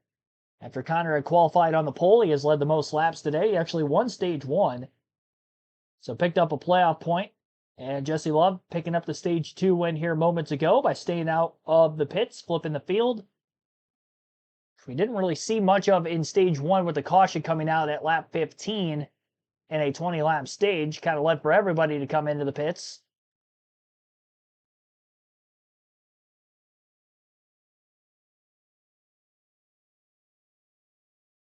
Just over 100 people concurrently watching still, and we are sitting at 58 likes. Sure to hit the like button, subscribe for more NASCAR content like this every NASCAR race weekend. Cup, Xfinity, Truck races, Cup practice and qualifying along with that, which we had earlier today. Tyler Reddick will be on the pole for tomorrow's Bank of America Roval 400. And congrats to Corey Heim for winning his 10th race of the Truck Series season yesterday. Connor Zilich going for win number 10 of the Xfinity Series here today. Take a quick break. You're listening live on KRC. End of stage number 2, so we'll end the chat poll. Looks like 85 votes were casted for who you thought was going to win today's race. 69% of those 85 votes taking Connor Zilich for the race win.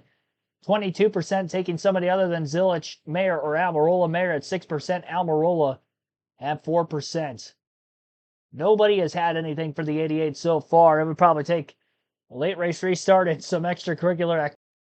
In our diecast showing for today's race, Charlotte used to be known as the Lowe's Motor Speedway. They had a title sponsor for the longest time, so I figured I'd show off a Jimmy Johnson Lowe's diecast that I have, and this one specifically is from 2003. He won the Coke 600 with this very car at the Charlotte Motor Speedway. Coincidentally, it is the Pride of America Lowe's paint scheme he had that year. This is honestly my favorite Jimmy Johnson scheme of all time. So definitely one I wanted to get diecast-wise. I actually got this at Bristol back in 2021, one of the first ones I had at the NASCAR Xfinity Series race. I'll have another one for the Cup race tomorrow, and the one for the Cup race tomorrow is going to be one that I have not showed off on the channel yet because I had just gotten it a couple weeks ago. Picked up 3 diecasts when I was at Bristol this year for the night race. Showed off 2 of them in the last 2 Cup races. I got 1 more still to show off.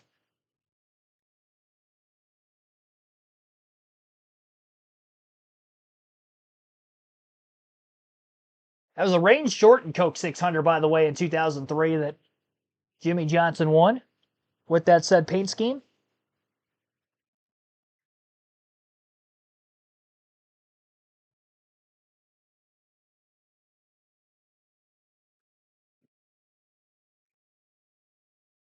One internet price, 5 years guaranteed. Golden Corral. Golden Corral offers our nation's heroes. Buy Progressive. Save when you bundle home and motorcycle insurance. Visit progressive.com.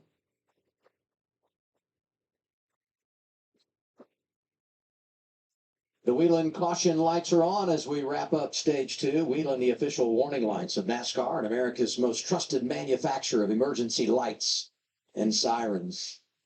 You know, talking about Whelen, Jesse Love with a special paint scheme here this weekend gets the win in stage 2. Jesse and Whelen honoring the National Fallen Firefighters with that paint scheme today. You know, they do so many good things. Organizationally, Jesse does as a driver. And nice to see the recognition here today and get that big win in stage 2. Look at that. 19 points for Jesse Love today. Both he and Sammy Smith, Austin Hill, Carson. These guys needed to have good days, and they have all capitalized on it. You know, as an organization, RCR, what a big day. It has been. They needed it too. If both their drivers advance, Oh my goodness. it will be huge when you think about what happened in those first 2 races of the playoffs. I would also say, though, after these pit stops, they're going to be buried, and that's when the chaos could begin. Progressive pit road is open. Kim, what's happening?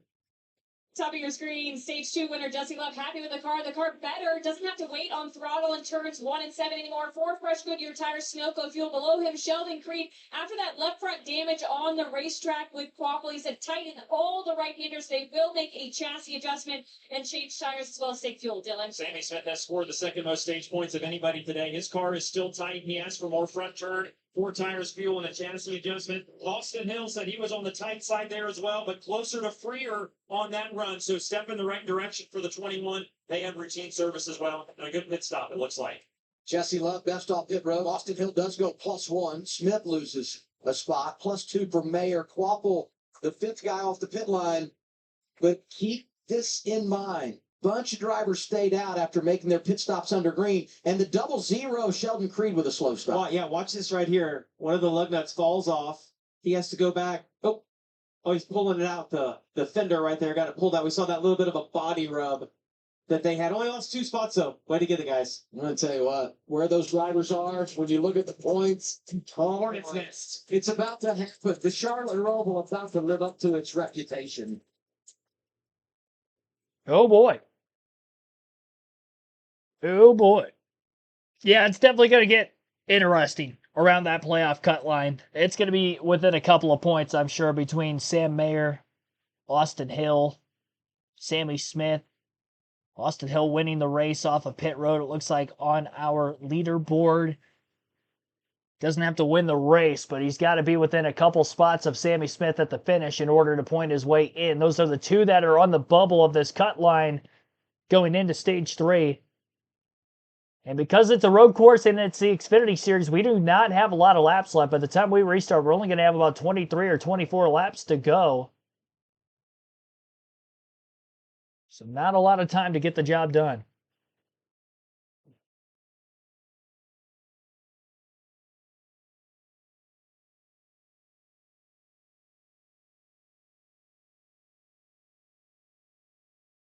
Yeah, I knew Lowe's was based out of North Carolina.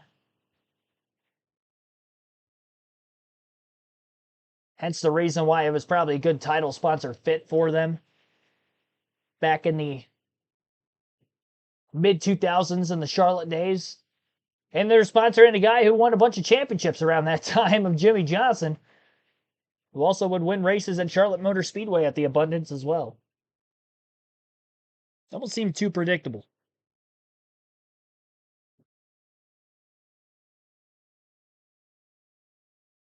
Never a big JJ fan, but that favorite cars, that was one of your favorite car schemes. Yeah, I definitely, I mean, there's a couple of Jimmy Johnson cars I have. This one has probably been my favorite of all time. I remember that paint scheme in particular, and he actually ran it for multiple seasons of the Coca-Cola 600. And I feel like every year he ended up running that scheme, he won it, because he ran that same scheme again in 2004, and he won that Coke 600. He won three of them in a row from 03 to 05, and I believe he had that scheme for 2 of them, which was 03 and 04. This one specifically, I know, was from 03, because that's what it says on the bottom of the car. The 05 one, that was the crazy race where they ended up having like 20 cautions and photo finish at the end between Johnson and Bobby Labonte. Labonte in the FedEx 18. Matthew Dorter Bruno, welcome to the stream. Getting ramped up here for stage 3. The Charlotte Roval.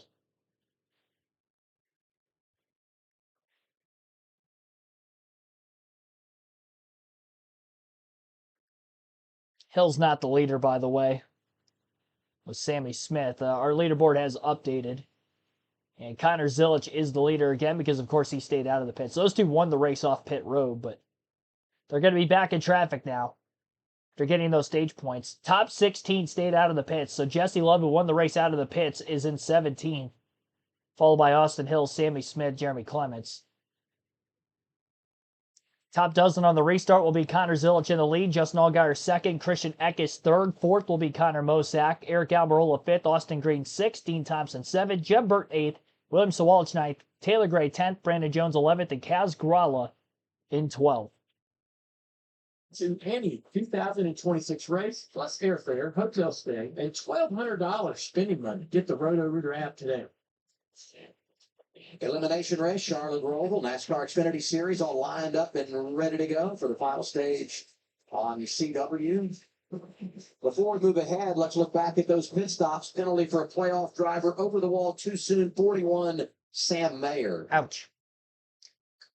More problems for Mayer today.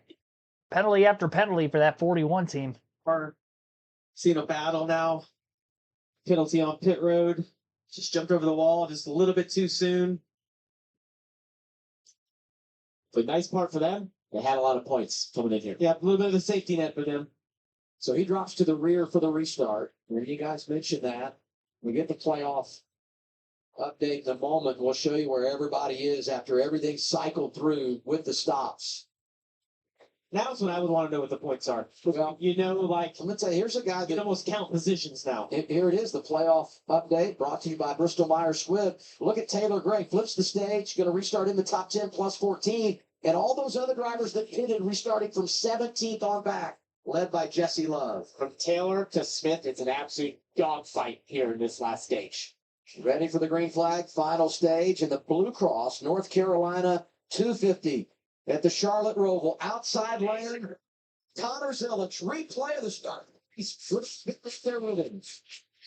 Another incredible restart by Connor Zilic. He was able to just fire out of that chicane so well. Look at Eckes in the 16. Yeah, see that trying to get to the inside. Allgaier's going to be on the inside. As you get down here, we've seen guys be able to fight back both of these next two turns. You see Mosack get to the inside of Eckes right there. Oh, And usually in that inside car, you have a bit of leverage to force that outside car into the grass a little bit. He played it cleaner than that.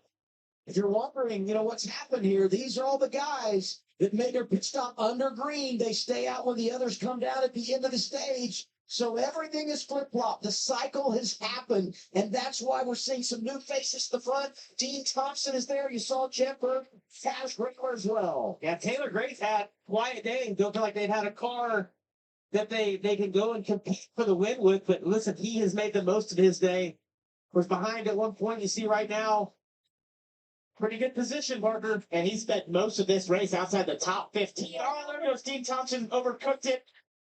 This catch crawling to the left here, Taylor Gray. I was worried for Taylor. Looked like he got loose and was maybe going to have to.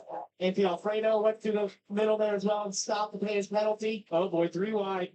This could get interesting. You see Jesse Love on the inside right here. Who's going to give? Who's not? And think about Jesse Love. You want to celebrate, and now you lose all that track position. You got to be careful. Awesome job. Final those guys up. That could have been a disaster. Great clean rating. Yep, very clean. Love right now showing +6. Not a huge advantage for the 00 of Sheldon Creed. He's at +4 right now. I see Dean Thompson just wheel hopped a little bit as he was trying to turn it in, got loose. Nice job getting stopped right there. Pay his penalty. Oval contact. Oh, Matt. That's very similar to what we saw with Sam Mayer earlier. Anthony didn't do anything wrong. It was just 3 guys trying to make it through that backstretch chicane. There's just not enough room. Yeah, Jesse Love, Sammy Smith, and the Carson Quapple, and a bunch of bumper tag. Anthony Alfredo was a bit loser in that. Sometimes you're the windshield, sometimes you're the bug. I feel like Alfredo's been on the wrong end of that multiple times today. Another instance. They're going to be one more time. Yeah, going into that backstretch chicane. We'll see.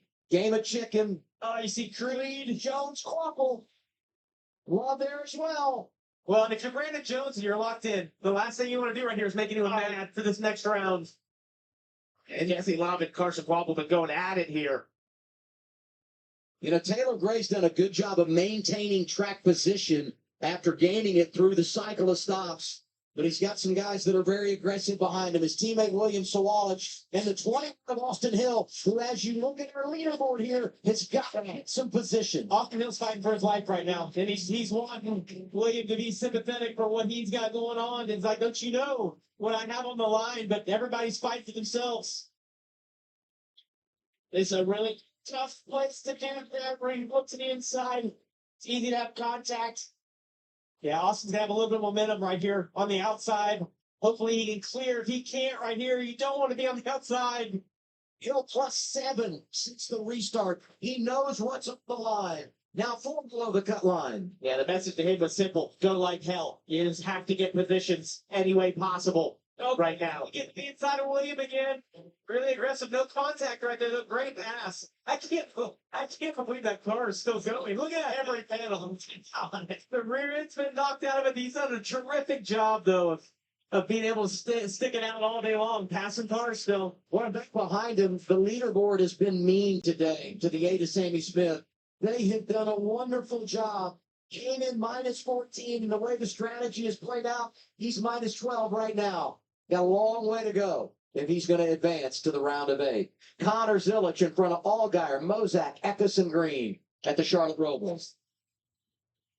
20 laps to go. We'll go through the full field running order. Connor Zilic leads. Justin Allgaier in second. Connor Mozak third. Christian Eckes in fourth. And Austin Green having a solid run in fifth today. Jeb Burton is sixth. Eric Almirola, rather, in seventh.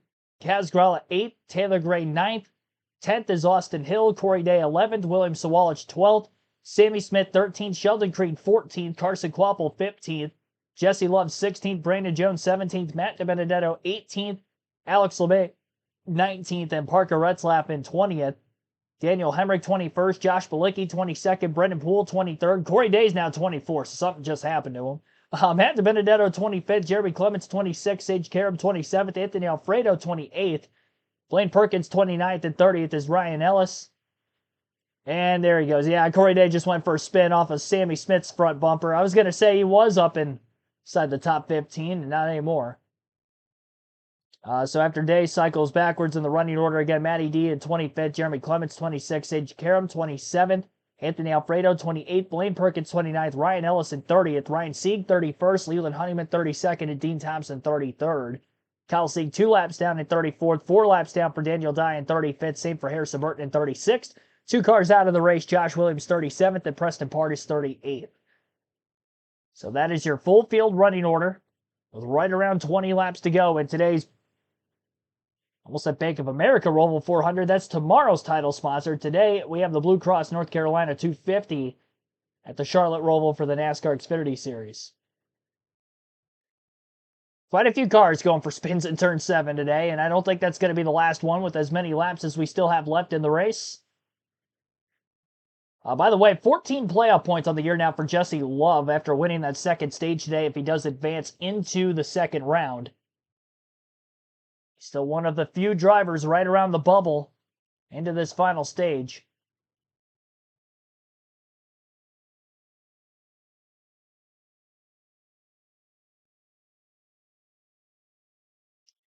Looked like Corey Day kind of started off too far wide into turn 7, then kind of chopped the entry down across a couple of cars and spun himself, very similar to how Anthony Alfredo had spun himself all the way back at stage 1 in that same turn. Almost looked identical to one another. Floated the entry, tried to cut the apex down when there are already cars underneath him, and he hooked himself. Austin Hill trying to get by the 24. That's another pass for position for Hill. He's starting to put a little bit of separation between himself and Sammy Smith. The problem is I think Smith is going to be able to get some of these passes back. Sheldon Creed also trying to stay ahead of the cutoff line. I believe he is the last driver in the way the points are running.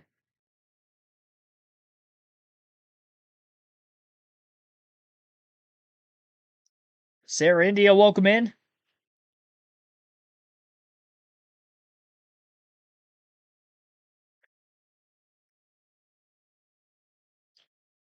Have to wait to get a look at those point standings when they come back from commercial on the CW. 18 laps to go right now. We know Zilich is at least running away with the race win.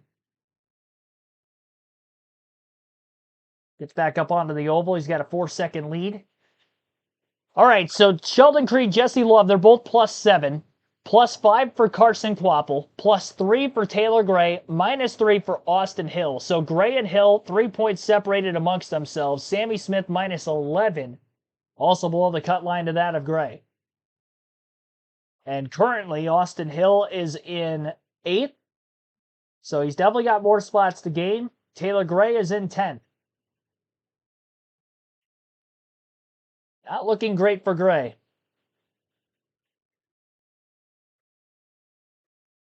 Sanchez -23, -44 for Harrison Burton, more than likely out of it with the situation unfolding for them. A must win, and they're both outside of the top 10, and obviously Harrison Burton not even on the lead lap.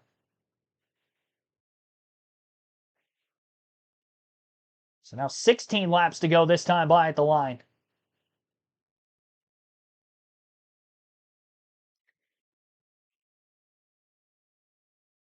Can Austin Hill either pick up 3 more positions or just really 3 more points over Taylor Gray? Gray can lose a spot or 2, and he would only have to pass 1 or 2 more cars. The next car up ahead of Hill right now is Eric Almirola. I don't think that's going to stay that way for long. I do think Almirola will get by Jeb Burton at some point, and I would imagine that Austin Hill could catch the 27 as well. I don't think the 19 is going to lay over for the 21. They already had an on-track run-in at Indy, really the last time that we'd seen them racing around one another. Could you imagine if Eric Almirola keeps Austin Hill out of the next round of the playoffs? That would be the danger game right there for Austin Hill. Reaping the benefit, or reaping the repercussions of what would have happened earlier in the season. Sheldon Creed gets by Taylor Gray. Another spot lost for the 54. Another point gain for Sheldon Creed. That was a 2-point swing for Creed. He's now +9 above the cut line, and Gray only +2 on Austin Hill. And Gray's in danger of losing another spot to Sammy Smith in the 8. Could be a 2-point swing for Smith and get him within single digits of the cut line. He's -10. A pass would be -8 to Gray, and that would put Austin Hill within 1 point. And not only Sammy Smith right on the back of the 54, but quite a few other drivers as well. JoJo, welcome in.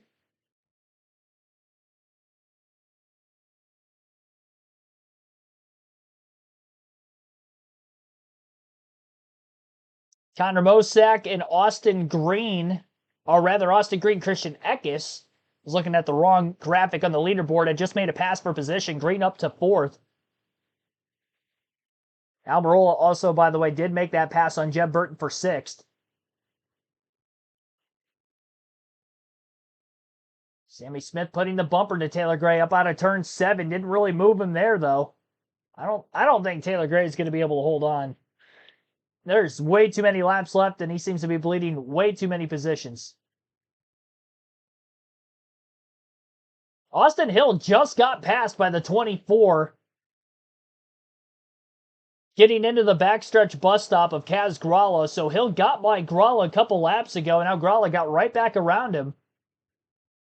And Hill looks to be very slow all of a sudden, because now Sheldon Creed is gaining a ton of time on the 21. That's why I say it's a clunk. Could be sort of an intermittent kind of power. It looks like it accelerates pretty good. Right to Dylan. Yeah, and they just keep on the radio team to try to cycle through everything and try and restart what he can inside the race car. And it doesn't seem to have helped. But at this point, they kind of just feel like they got to ride it out. You can't bring it in here and give up all this track position. You just got to hope that it stays together until for the final 15 laps. But as you heard, doesn't sound super optimistic behind the wheel of the 21. And think about that. Around a road course, you're shifting multiple times. You know, every center are braking. Yeah, how do you do that? Even when you're on the straightaways, which are the bank corners, you're having to shift. So you're having to do all this inside the race car while trying to hold on. Say what you will about the playoffs. This is the type of situation that only arises because of this format and the way it's designed, with immense pressure on Austin Hill and the 21 team right now to fend off this issue and try and make it to the next round. Well, and you see how well that car's handling. He drove right underneath Casgralla in turn 7, but there goes again. He is on straightaway, has no top end speed. Back to Kim as Creed goes around the 21. We've talked about Taylor Gray all day long, how slow there. He told me he was going to be lucky to be finished top 8. Maybe, though, a silver lining with the 21's issue. They finally just told Taylor about it. Take a listen to the radio. 41 when you drop the cylinder.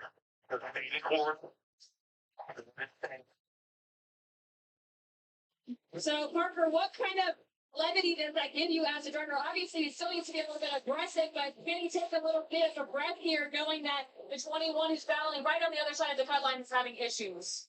Can't take a breath, but he's loving what he's seeing in front of him as that 21 gets closer and closer to him, and the way he caught him at the end of the turn 4 oval side in the final chicane is the thing that he loved to see. Was, hey, I could see that car slot. I'll tell you what he's doing. He's licking his lips because he's getting ready to pass him. And that's a 2-point pass because you gain a spot and he loses. Absolutely. That's huge. 14 laps to go. Zilich leading Allgaier, Mozak, Eckes, and Almirola. Big finish coming. All right.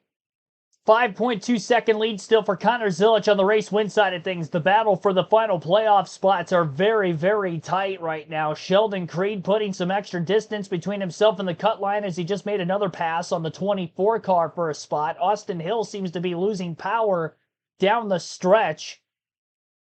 And although he was only sitting about 3 points below the cutoff line, 2 points, in fact, at 1 point below the cutoff line just a couple laps ago, Taylor Gray's now catching back up to the 21.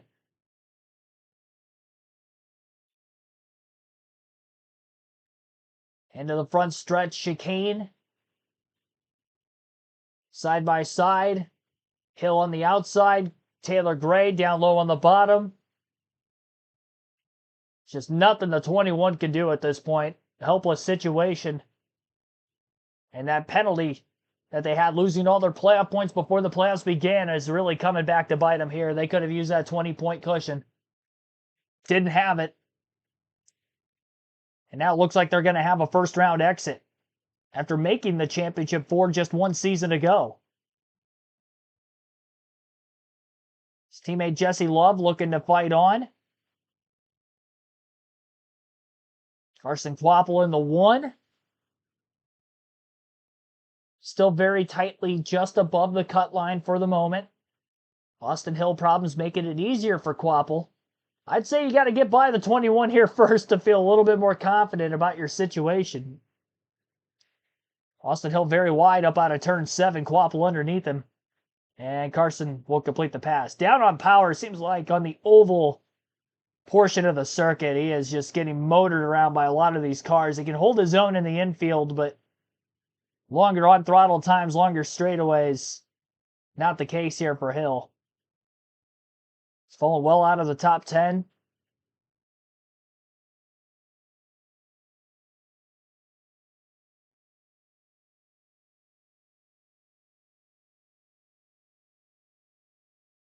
"12 laps to go at the front of the pack.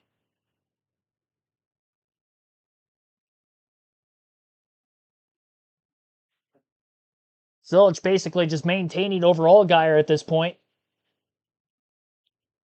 Top 10 in the running order has Zilich in the lead, 5.6 seconds ahead of Allgaier. Connor Mozak, 9.4 seconds off the lead in third. Christian Eckes is 14.6 seconds back in fourth. Austin Green, 17.2 back in fifth. And Eric Almirola, 17.5 seconds back in sixth. Seventh is Jeff Burton. He's 20.6 seconds off the lead. Sheldon Creed, 23.1 back in eighth. 24.4 back for Kaz Gralla in ninth. Sammy Smith, 25.1 seconds off his teammate for the leader, rounding out the top 10. We'll take our final break of the stream. You're listening live KRC as we listen to the Blue Cross North Carolina 250 at the Charlotte Roval for the NASCAR Xfinity Series.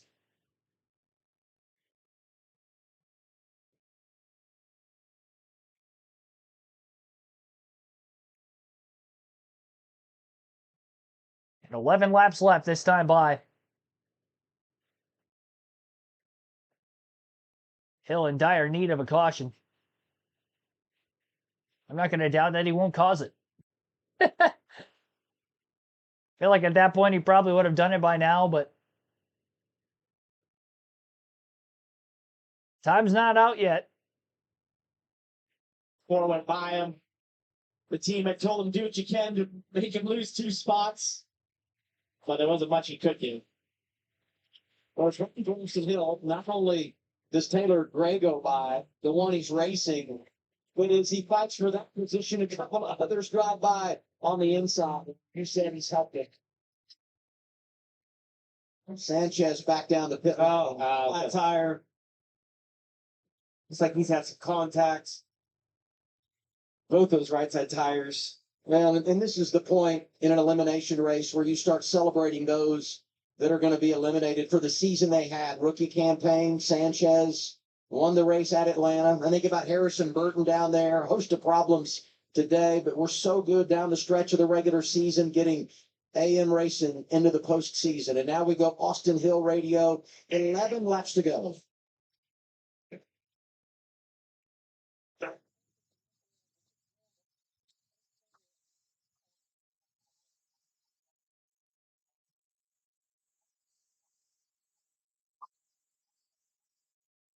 Yeah, we see it. Like infield, not bad. Acceleration on the corners, not bad. Handling looks good. They just get halfway down into these long straightaways. The 21's just tongues hanging out. Hope is never a good strategy, but in this case, it's about the only one they have on offer. It looks to me like it's getting way worse right there, too. It doesn't want to accelerate at all. Carson Quapple came in 9 points above the cut line. Here he is. Trying to make a pass for position, plus 12, as they run with 10 laps to go. Well, that is technique. I do believe Taylor Gray is probably going to lose a couple positions here. Faster cars you're starting to catch here. You see Carson Quapple behind him. Jesse Loves, Hemrick, Mayer. They've all been pretty fast today, but now got to him. But he's in pretty good position right now. I would not want to caution my Taylor. I want this to run out. I'm not going to race these guys overly hard, so I get knocked out, get a tire knocked down. See Carson getting his inside. That corner is so slow. The car still won't turn. And what I saw there was exactly what you're describing, which is he could have turned in. He just gave him the room. He saw it. He's like, you just come on through. I can give up another point or two right here. You know, I've always asked that of you guys throughout the season. How much as a driver do you want to know? And a lot of times drivers will say, you guys have been there. I don't want to know anything. Let me drive the race car. But in this situation, I think you have to, right? Yeah, It changes the way you do business. 100%. You want to know, and I think it's important for fans to know as you watch this that we get to see the excitement. This change lap to lap. The drivers don't know. But as this closes down, if I'm the crew chief, the spotter, I'm going to update him. Like, hey, we can lose 1 or 2 more, but we got to go now. Or just keep updating me on the situation. Brandon Jones already locked in to the round of 8. He's not had a great day. Some of that could be the fact they spent their week prepping for Las Vegas, the opening race in the round of 8, instead of here today, because today really didn't mean anything for that 20 team after the victory last Saturday in Kansas. You can hear that 21. It sounds terrible. Yeah. Every time it goes by, it's very distinctive sound. It looks to me like it's getting worse. Yeah. If it lost 1 cylinder, sometimes those parts will float around in the engine and end up getting another one that's no longer you run. But yeah, it just looks to me like it's struggling more and more. This one's not. This one's running like a top. You know, we started the year at Daytona talking about this great rookie class. Little did we know what Connor Zilic had in the bank, staring win number 10 right in the eyes here today. But as they run on track, 3 rookies got a shot to advance to the round of 8. So these young drivers, initial campaign running full time, getting it done big time. And here's the veteran, Justin Allgaier, making his 500th career start, the reigning champ. And running in the runner-up position, is already advanced to the round of 8 on points, and a solid performance here this afternoon. Great run by Allgaier today in general. Don't put him in my road course category of guys when we come to these places, but qualified well, it's raced well all race long. And I think it's safe to say that we would all have the guys running first and second here on the road course as the 2 picks when we get to Phoenix. Both those guys It's gonna be really fun to watch. I feel like the front two of this race are each in their own class, and then we have everybody else right now. Connor Zillich has been incredibly fast. Allgaier has been the closest to him all day for practice and qualifying, but this hasn't quite kept up with it. And then here's Connor Mozak leading the rest of the field. I feel like in pace. It's been a quiet day, I feel like, too, from the 9. We haven't talked a lot about Connor, but put together a great race. It had good strategy. He stayed out of trouble all day long, having a career day here. Outstanding effort 2 years in a row for Junior Motorsports here on the Charlotte Roval. And what about running for Austin Green? Every time we go to a road course, part-timer, but he shows how talented he is. Gotten it done all season long when he runs one of these cars for Jordan Anderson Racing. Good in practice, good in qualifying, and backing it up in the race. 4th right now with 8 to go. Yeah, and when we look at those guys, we haven't talked a lot about Connor Mozak or Austin Green because of the playoffs and how exciting the points are, but that's so big for those drivers and those teams to be able to put this together. Gray at +6. Veteran crew chief Jason Ratcliffe has enjoyed so much success. And it's been a good combination this year. We feel it. And he's got Sam Bear coming up behind him now. He's quite a bit faster than him the last couple of laps. Most likely lose that position, but then it's a bit of a gap to Daniel Hemrick back there. They'd settle around 5 points to the good. The one that I just has had an amazing day, Jesse Love. You see +15 right there, but when you look at the stage points, he's earned 19 stage points today. They have had a incredible race to go and put themselves in this position. It's been a lot of fun to watch. And we talked about his teammate Austin Hill, who's so good in the draft, and how dangerous he could be if he gets to the round of 8. Jesse Love in that same category. Such a good drafter. One earlier this season at Daytona, he advances.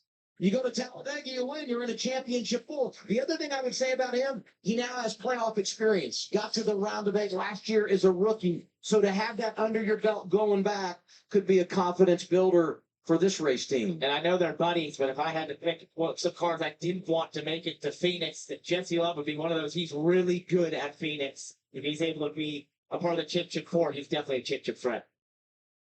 Oh, 9's on pit road. He's running inside the top 5. Connor Mozak making an unscheduled pit stop here, Dylan. Yeah, it sounds like they've got a fuel pressure issue of some sort. So unscheduled, as you said, and a bummer ending to this day. It was a really, really solid all-around performance from Mozak of the 19. Graduated from High Point University. And we've told his story. Tremendous road racer. Getting it done over in the Craftsman Truck Series. But pops up occasionally driving an Xfinity car. I remember when he made his debut on the road at Portland a few years ago. Impressed everybody. That time out driving a Toyota for Joe Gibbs Racing. Last couple of years here at the Roval for Junior Motorsports. And today, definitely not going to get the finish he deserves. Heartbreak, but he needs to be proud of what he's done today. Did a great job. It just didn't work out. A couple of more young drivers for Junior Motorsports. Sammy Smith, Carson Quapple, 9th and 10th. Oh, guys, nice. Sammy gave him a little room. He's going to have the momentum on exit right here. Those two guys, it's got to be somebody on the radio being like, be clean. You guys are both in good position right now. We don't need any cautions or to lose any points. But Sammy Smith just desperately needs to get going, needs positions. This is not what he wants to be dealing with. He's trying to fend up the car from behind him. He wants to be focused going ahead towards Casgralla and Jeff Burton. But what a day for Junior Motorsports. You sweep the top 5 positions in qualifying. You win a stage in the form of Connor Zillich. He's led the most laps, got a spot to win it. Chance to put 3 cars on to the round of 8. JRM's been outstanding here this afternoon. Ski report from Dylan.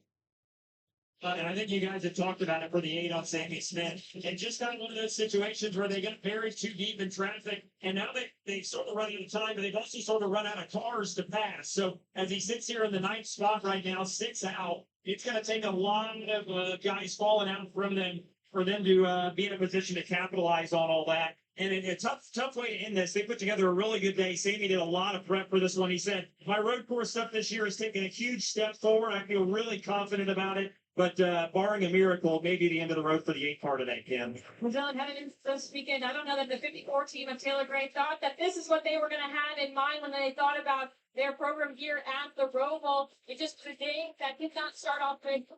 On low grade, qualified grade, he has battled an ill-handling race car all race long. In fact, he told me before the race, "You're just slow." And it's not just the car, it's the driver too. Racing Radcliffe, though, the veteran crew chief made a great strategy call before the end of stage 2 to flip the stage, get track position, put them in a spot to be plus to the cut line. Right now, though, Great is trying to hang on, currently running +6 with 4 laps to go. The team giving him a points update about every lap or so.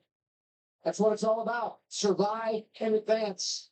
You get reset on the day might be done for Sammy Smith when you think about the opportunity to make a late race rally and get some help to advance. Here he is on pit road. Tough break for Sammy Smith, Dylan. Well, and I think this may be by design. Look, you're not going to just drive through the field here with 4 laps to go. But if we get a yellow here and you've already pitted, tires matter. So they're going to come down here. Nothing to lose. They'll put tires on here. We talked about needing a miracle. Sometimes you got to take things into your own hands and make like that. Yeah, they need it for the 8. Oh my, it's like a Hail Mary call.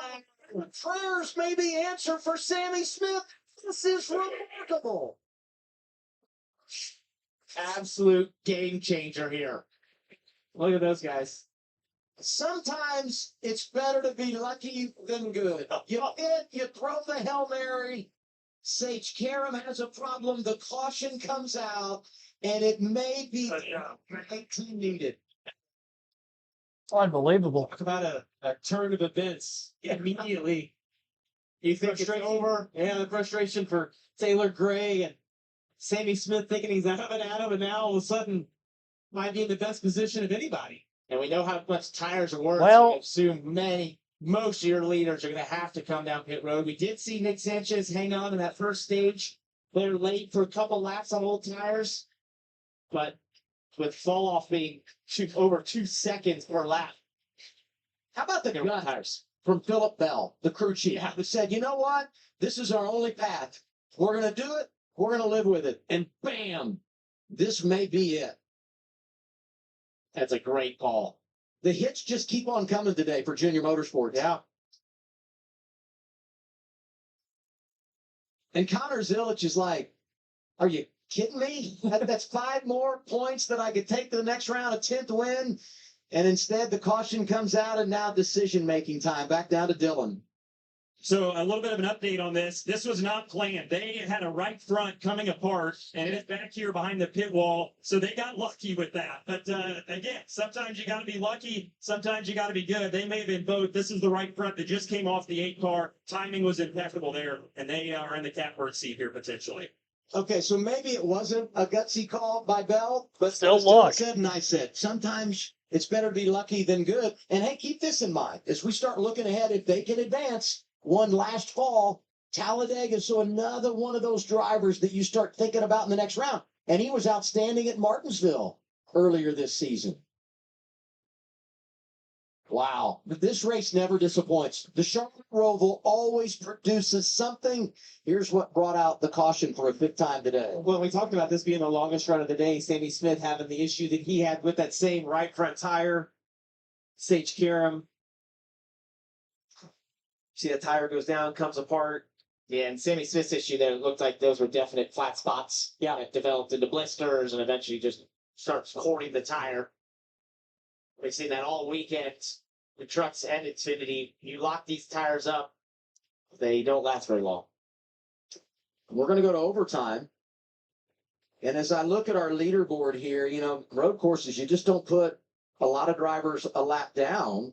And we got 30 cars on the lead lap. And where does that factor in to how you handle this situation? Because as we all know, tires have been the end-all be-all. We saw it there at the end of stage 1. We saw it yesterday in the Truck Series race. We've seen it right here in the Xfinity race at the Charlotte Roval. Happened 1 season ago. Now we get some team radio, Taylor Gray in the 54 group. Thank you for the 8 right there. Well, it was but it was all drill it car. And 4 tires. Well, one was your green, but no one knows what's going. They thought the same thing. You can feel the stress. Like, really? And the anxiety. By the way, we're going to overtime for a 5th time in the last 6 Roval races. Back-to-back Free days. racing on a Saturday evening here on the CW.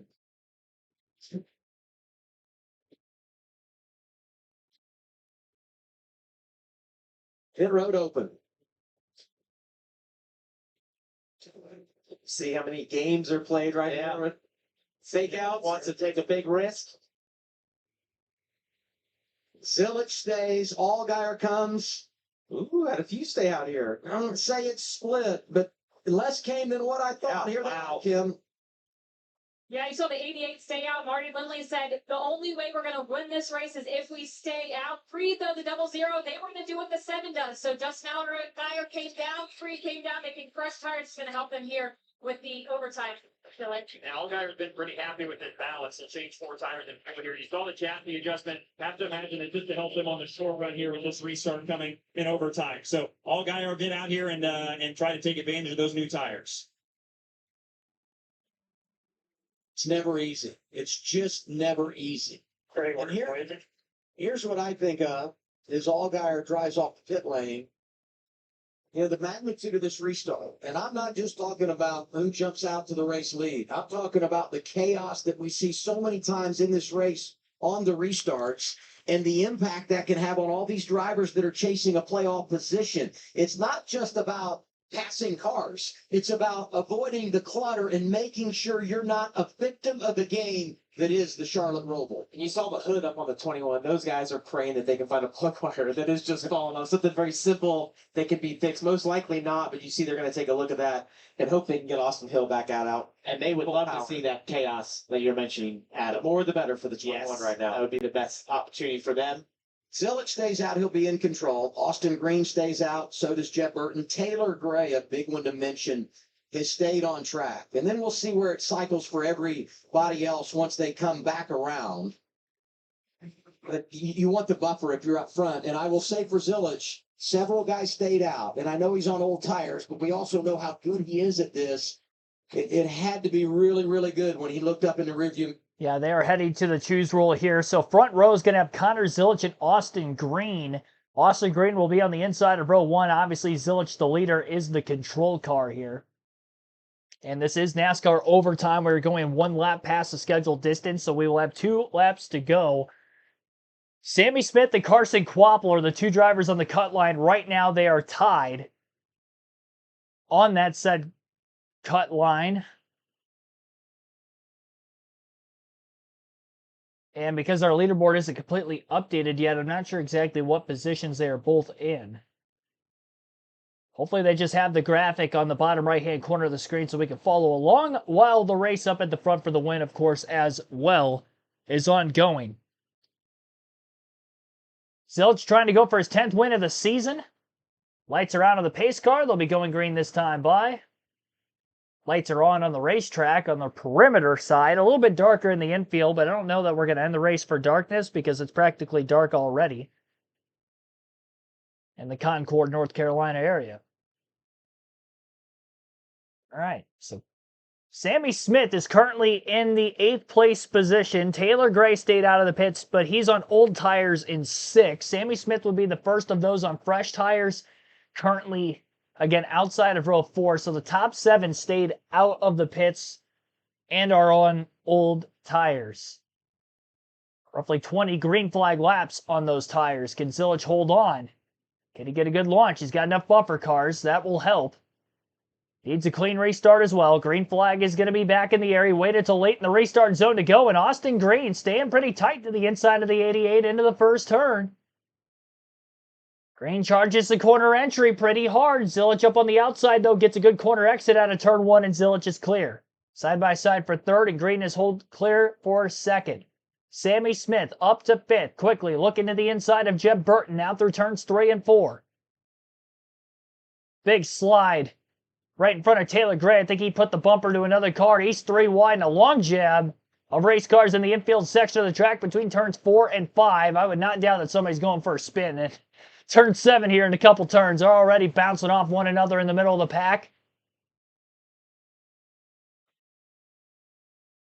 Allgaier 3 wide to the bottom. Dive bomb. And around goes the 07. First car to go around, he gets crunched by the 44, Brennan Poole. I don't think that this is going to cause a caution. Sheldon Creed, 3 wide on the racetrack. Taylor Gray up on the outside of it all. Gray and Quapple tied on the cut line. Creed gets sent wide by the 16 after bouncing off the curb. So much is happening on the cut line at once right now, it's so hard to follow. Quapple scored +2. Sammy Smith and Taylor Gray are tied. Huge sparks are coming out of one of the race cars right in front of all of them that has damage. That would be the 16 of Eckes. Contact between Love and Creed.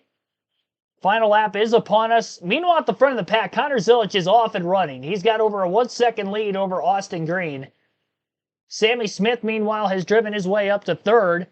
So Smith is now 1 point above the cut line, with Taylor Gray currently in 13th, it looks like. So Gray needs to pick up a spot to try to bump Sammy Smith. Although Smith would probably own the tiebreaker if I had to guess, so that means 2 positions is likely going to have to be gained by Gray on this final lap. There's a chance Smith can catch Austin Green for 2nd as he runs him down back up onto the oval now out of turn 7.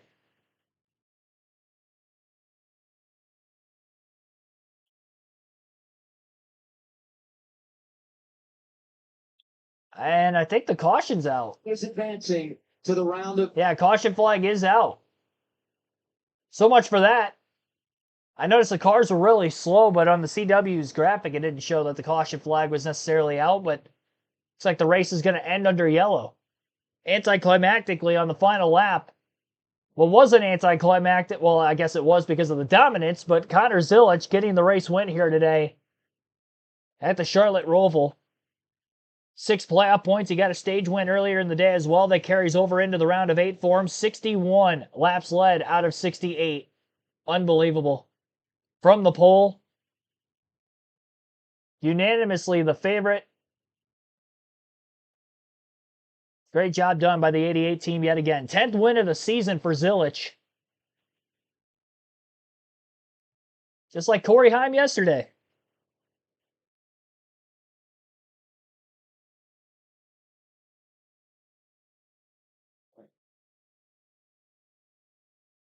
So Austin Green ends up in 2nd, Sammy Smith 3rd, Kaz Gralla 4th, and Connor Mosack will round out the top 5 and 5th. Unofficially, of course, because of the caution coming out on the last lap. Field is frozen at the time of caution on the final lap. They do not go back to the last scoring loop. That is only for cautions in the middle of the race. Race-ending cautions, again, time of the yellow, dictates the finishing order. Rest of the field outside of the top 5. Jeff Burton finishes in 6th. William Sawalid 7th. Justin Allgaier 8th. Nick Sanchez 9th. And Christian Eckes rounds out the top 10. 11th for Sheldon Creed. Taylor Gray at 12th. Jesse Love 13th. Eric Almirola 14th. Carson Quapple 15th. 16th for Parker Retzlaff. Daniel Hemrick 17th. Brandon Jones 18th. Sam Mayer 19th. And Ryan Sieg 20th. Josh Bilicki 21st. Corey Day 22nd. Anthony Alfredo 23rd. Ryan Ellis 24th. Sage Karam 25th. Leland Honeyman 26th. Jeremy Clements 27th. Austin Hill 28th. Blaine Perkins 29th. Alex LeBay 30th. And Brendan Poole 31st. Matt DiBenedetto a lap down in 32nd. Same for Kyle Segan 33rd. Harrison Burton 34th. 4 laps down. Dean Thompson 6 laps down in 35th. Daniel Dye out of the race finishes 36th. Same for Josh Williams in 37th. The press apart is 38th. 3 DNFs today. And again, we had 31 cars finish on the lead lap. Margin of victory will be scored under caution, with Connor Zilic getting his 10th win of the season, 61 of 67 laps led. 2 hours, 8 minutes, 1 second total time on the race. 6 cautions, 6 lead changes, 12 laps spent under the yellow with the 6. The 2 stage ends, 4 cautions per incident, 1 in stage 1, 1 in stage 2, 2 of them in stage number 3. Battery at 1%. You made it. You did make it. You proved me wrong. I was surprised that lasted 2 hours. 16%, that's great battery life. I'm also surprised you didn't connect the charger onto that in the middle of listening, but I appreciate you Stay tuned in throughout all of it, as well as most of you, not most of you, all of you, that stayed tuned throughout the course of today's live commentary stream of the NASCAR Xfinity Series elimination race at the Charlotte Roval, the Blue Cross, North Carolina 250. Be sure to hit the like button if you haven't done so yet. Subscribe for more NASCAR content. We'll be live for tomorrow's Cup race at 2:30 p.m. Eastern on the channel. You'll get to hear from our race winner, Connor Zilic, in a couple of moments, as well as maybe some of the other drivers who barely got in or knocked out of the round of 12 of the Xfinity Series playoffs. Sammy Smith, luck of the caution in the closing laps, gives him a chance. After being on pit road with a flat tire as the caution came out, while on the lead lap with it, of course, being a road course, was able to stay out of the pits, cycle up towards the front, while Taylor Gray also stayed out of the pits, trying to basically hold on to whatever points he could. Although he was on older tires, lost too many spots, won too many, in fact, as he missed out by 1 point. And it wasn't just Sammy Smith. I mean, there were several other drivers. Jesse Love, who was fifth in the point standings, was only +9 as that caution came out on the final lap, ending the race. Into the round of 8, and he'll be the number 1 seed. Be careful right there, yeah. And thanks for being patient with us, but we have still not received official word on who gets that 8th and final position. Sammy Smith or Taylor Gray? It should be Sammy Smith. Even if it's a tie, if Gray would have gotten one more spot on that final lap when the caution flag came out, Sammy Smith would have the tiebreaker. So I would like to I'd be shocked if for some reason Taylor Gray gets it. It should be Sammy Smith. First yesterday, Corey Heim gets his 10th win of the season in the Truck Series. Today, it's Connor Zilic. Here's Ken Kuhn.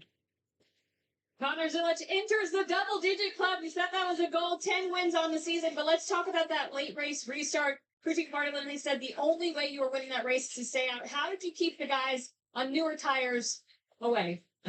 Enough people stayed out with me to give me a gap. So, man, thank you all for coming out, first of all.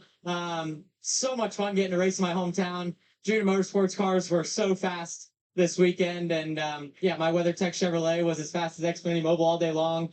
First in practice, qualified on the pole, led a lot of laps, and came home with a win. So, feels really good to get 10. Double digits is pretty awesome for my first year in this series. So, now we just got to go win a championship. Enjoy it. Thank you. Connor Zilic is a winner here at the Charlotte Roval. He mentioned being able to win at Charlotte. It is a really special.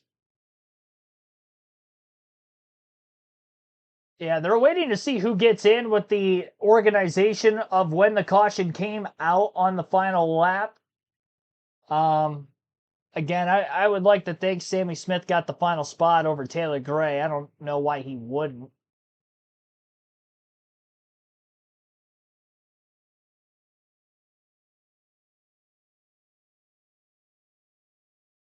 Yeah, I was going to say, even if it was a tie, Sammy Smith would have the tiebreaker. Tiebreaker's best finish in the round, and Sammy Smith finishing third today would have been the best finish in the round between he and Gray. For Smith and Gray. And all of this is unofficial as NASCAR goes through their review process. Feel real comfortable, about Sam Mayer at +25. Love and Creed. I mean, I think everything's good there, even Waffle. But I'm so hesitant to make any confirmations until we get word from NASCAR. When a caution comes out like that, in an overtime situation, you got cars scattered everywhere, and you want to allow NASCAR to go through their process, review the tape, and make sure we know exactly where things stand.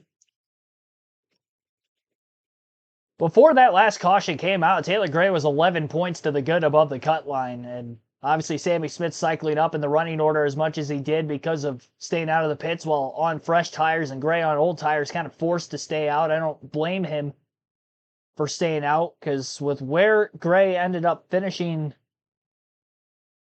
in this race, 12th place, I mean, he was running about 13th, 14th when the caution came out anyway. I don't really know that he would have been able to gain any more spots had he pitted. Probably would have even finished worse in the running order, being back in traffic a bit. wrong place at the wrong time, I guess. Of that flip today with having the tire issue. You could say bad luck from the lockups, but then they get on pit road. The caution falls within seconds of them getting on pit road. He's able to cycle to the front. I mean, as fortunate as Sammy was, obviously the frustration you see on the right hand side of your screen for Taylor, who did not have a good car today, Parker, but he did a really good job managing the race and staying out of trouble and was going to be in a good position here. They did everything they could on that 54 in terms of putting him in the right position, track position wise, and obviously everything unfolded. The caution was unfortunate for them. But I also go back to Kansas for Sammy Smith and how that team responded to the devastation of what happened at Bristol and had put on an epic performance there. Backed it up here today. I think this is, a very powerful moment for that 8 team and Sammy Smith, considering the performances that they put these last 2 races. I look at these 2 drivers in this situation, and I rewind a number of months back to Martinsville in the spring. Yeah. And they were the storyline there for different reasons. When Taylor Gray appeared to be maybe on his way to the victory, right? And then Sammy Smith had the contact, and we know the confrontation that followed. And now today they both sit and wait to see what their fate is in regard to the playoffs and trying to advance out of the round of 12. Well, Taylor Gray would like to have those 5 right now from Martinsville. Just one of them. Yeah, that's right. Yeah, that's right. A great effort by both these teams.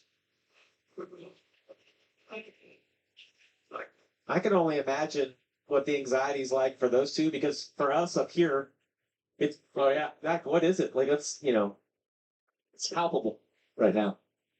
Well, as we sit here now, they're tied. And we know and we have shown you the tiebreaker goes to Sammy Smith. What's in question here and what NASCAR is looking at is the finish for Taylor Gray. Because right now, unofficially on our board, he shows 12th.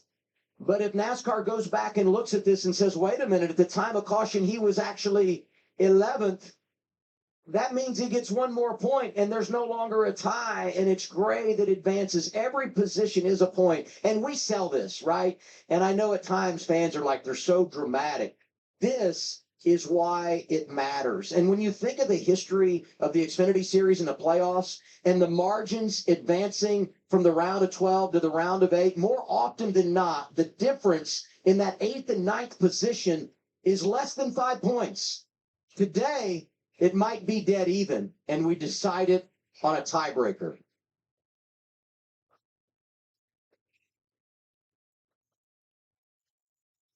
Well, anytime. It'd be great. I'll tell you right now. Jamie.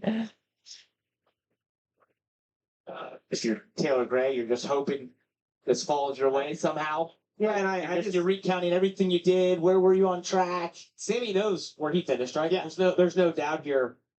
I feel like Taylor, I mean, you're just reading body language, like just looks dejected. Maybe there's just hope. You mentioned that's not a great plan. Again, for those of you that may be tuning out while we await exactly who gets this final playoff spot, it looks like it's Sammy Smith. He's getting... Nope, never mind. False alarm. I'd be shocked if it's not Sammy Smith at this point. But we'll be live 2:30 p.m. Eastern for tomorrow's Bank of America Roval 400 on KRC. So throwing that out there. Congratulations again to Connor Zilic getting the race win. Just waiting for official word from NASCAR on the finishing order for Taylor Gray to indicate whether or not it'll be Sammy Smith or Taylor Gray getting this final spot into the round of 8 of the playoffs.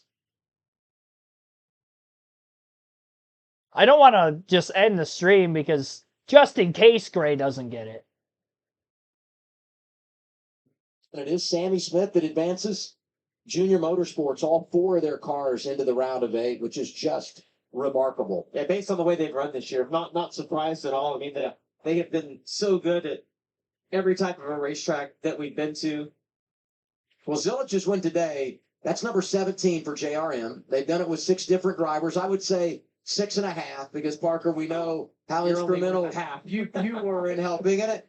And I say that only how we rule it officially that Zilic was ruled the winner. But 17 wins, they go to 7-0 on the road courses this year as Junior Motorsports. And now we look and try to eavesdrop a little bit on what NASCAR No, is it's taken seeing. so long. Yeah. Doesn't seem Pretty like clear. there's really any thing to decide right here. You see, he's right behind Jesse Love, who they actually, it looks to me like they're scoring Love behind him right now. So I don't know. Yeah, and I would say, the caution light is on there. I will remind you that that's unofficial on the final lap. It's the timestamp, and you see the time of caution from race control, bottom of your screen. But you not agree? Like when we look at that, totally. Love's in front of him, and Right. Love is actually scored behind him. So Unless that's how they cross the line somehow, sometimes as the caution comes out, some guys drive around you, but that's not actually where they finished when you come to the line. That's what I'm guessing. right, Yeah. I'm with you on that. But I guess Yeah. what I'm saying, No, that's the timestamp, and Jesse Love's in front of him. I don't understand. The only other thing I can think is that they're trying to look at a little bit of maybe where Carson Kvapil was there because he was actually side by side with a couple cars. Fair enough. And the word we're getting from NASCAR is once the caution came out, Taylor Gray continued to advance his position. Which Ew. makes sense. Yeah, right. Based on what we see right there. Absolutely. And so that's what NASCAR's sorting through, just to be certain where he was. Here's the time of caution. And even though it's unofficial, you can see the light is illuminated. And Love's ahead of him Yeah, at right. this point. He's going to go up there and potentially pass Jesse Love. There's good potential, I can tell you. Yeah, I think it's a possibility.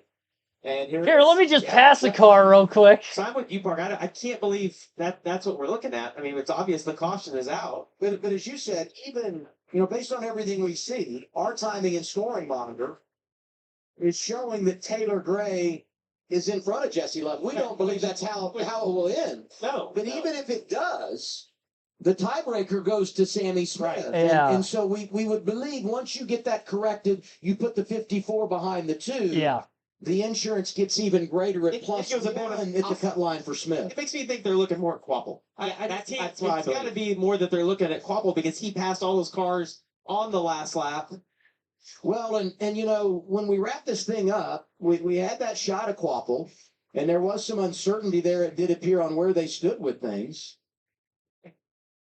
It is official. They've taken the position away from Taylor Gray, and we don't even need the tiebreaker. By 1 point, Sammy Smith is on to the round of 8. All 4. That took forever to figure out, even though we pretty much had it down to a T there. Again, Sammy Smith gets the final spot. Here he is. Sammy. I mean, yeah, it was a hard fought day for sure. We brought speed. I'm very proud of our effort that we put in this week to be able to put ourselves in this position. We knew it was going to take a lot. So I'm very proud of everyone at JRM, everyone on my team. Philip made a great call to pit. Obviously, it was a Hail Mary move and it worked. So just thank you to Pilot, TMC, Allstate Peterbilt Group, Chevrolet, JRM, everyone that helped out. Obviously, I appreciate most of that. It kind of let me in there on that turn 1 deal just so I could, make something happen. And I was able to do that. And I'm just excited to go try to race for another championship here and put ourselves in a position we can make the Final Four. All right, a great comeback by the 80 is officially advancing, Dylan. Of course, the flip side of that coin is Taylor Gray, who is eliminated. You do everything you can kind of on a roller coaster day, and then you got to sit and wait for it. What emotions are going through your head right now? Yeah, just obviously bummed out, right? Don't be able to go race for a championship at the end of the year. So just weren't good enough. We weren't good enough today. We didn't have a good Bristol. And we shouldn't even have to be in this spot, but we are, and we're gonna take our loss and move on to the next 4 and try to go win us a couple races. Thanks, Taylor. The focus now. It's crazy with how strong JGR tends to be in the Xfinity series. For really a lot of my remembrance from middle 2015s, really since Kyle Busch got to JGR, was winning all those Xfinity races. This has been the dominant program of the NASCAR Xfinity Series, them and Junior Motorsports, and they only have 1 car in the round of 8 of the playoffs. Williams Walsh didn't make the playoffs. Taylor Gray obviously eliminated tonight. Now the 19 team is driving for the Owners' Championship. They are in the round of 8, and that is because Eric Almirola won the opening race of the round at Bristol, so they will still have something to fight for the final 8 races there as well. But driver standings-wise, only Brandon Jones is in. And he probably wouldn't have made it had he not won last week at Kansas, because he was outside the top 20 all day today. I don't even remember where Jones finished. We went through the finishing order already. He was 18th. That was about as good as he was all day. So, good enough for him to win at Kansas last week, though.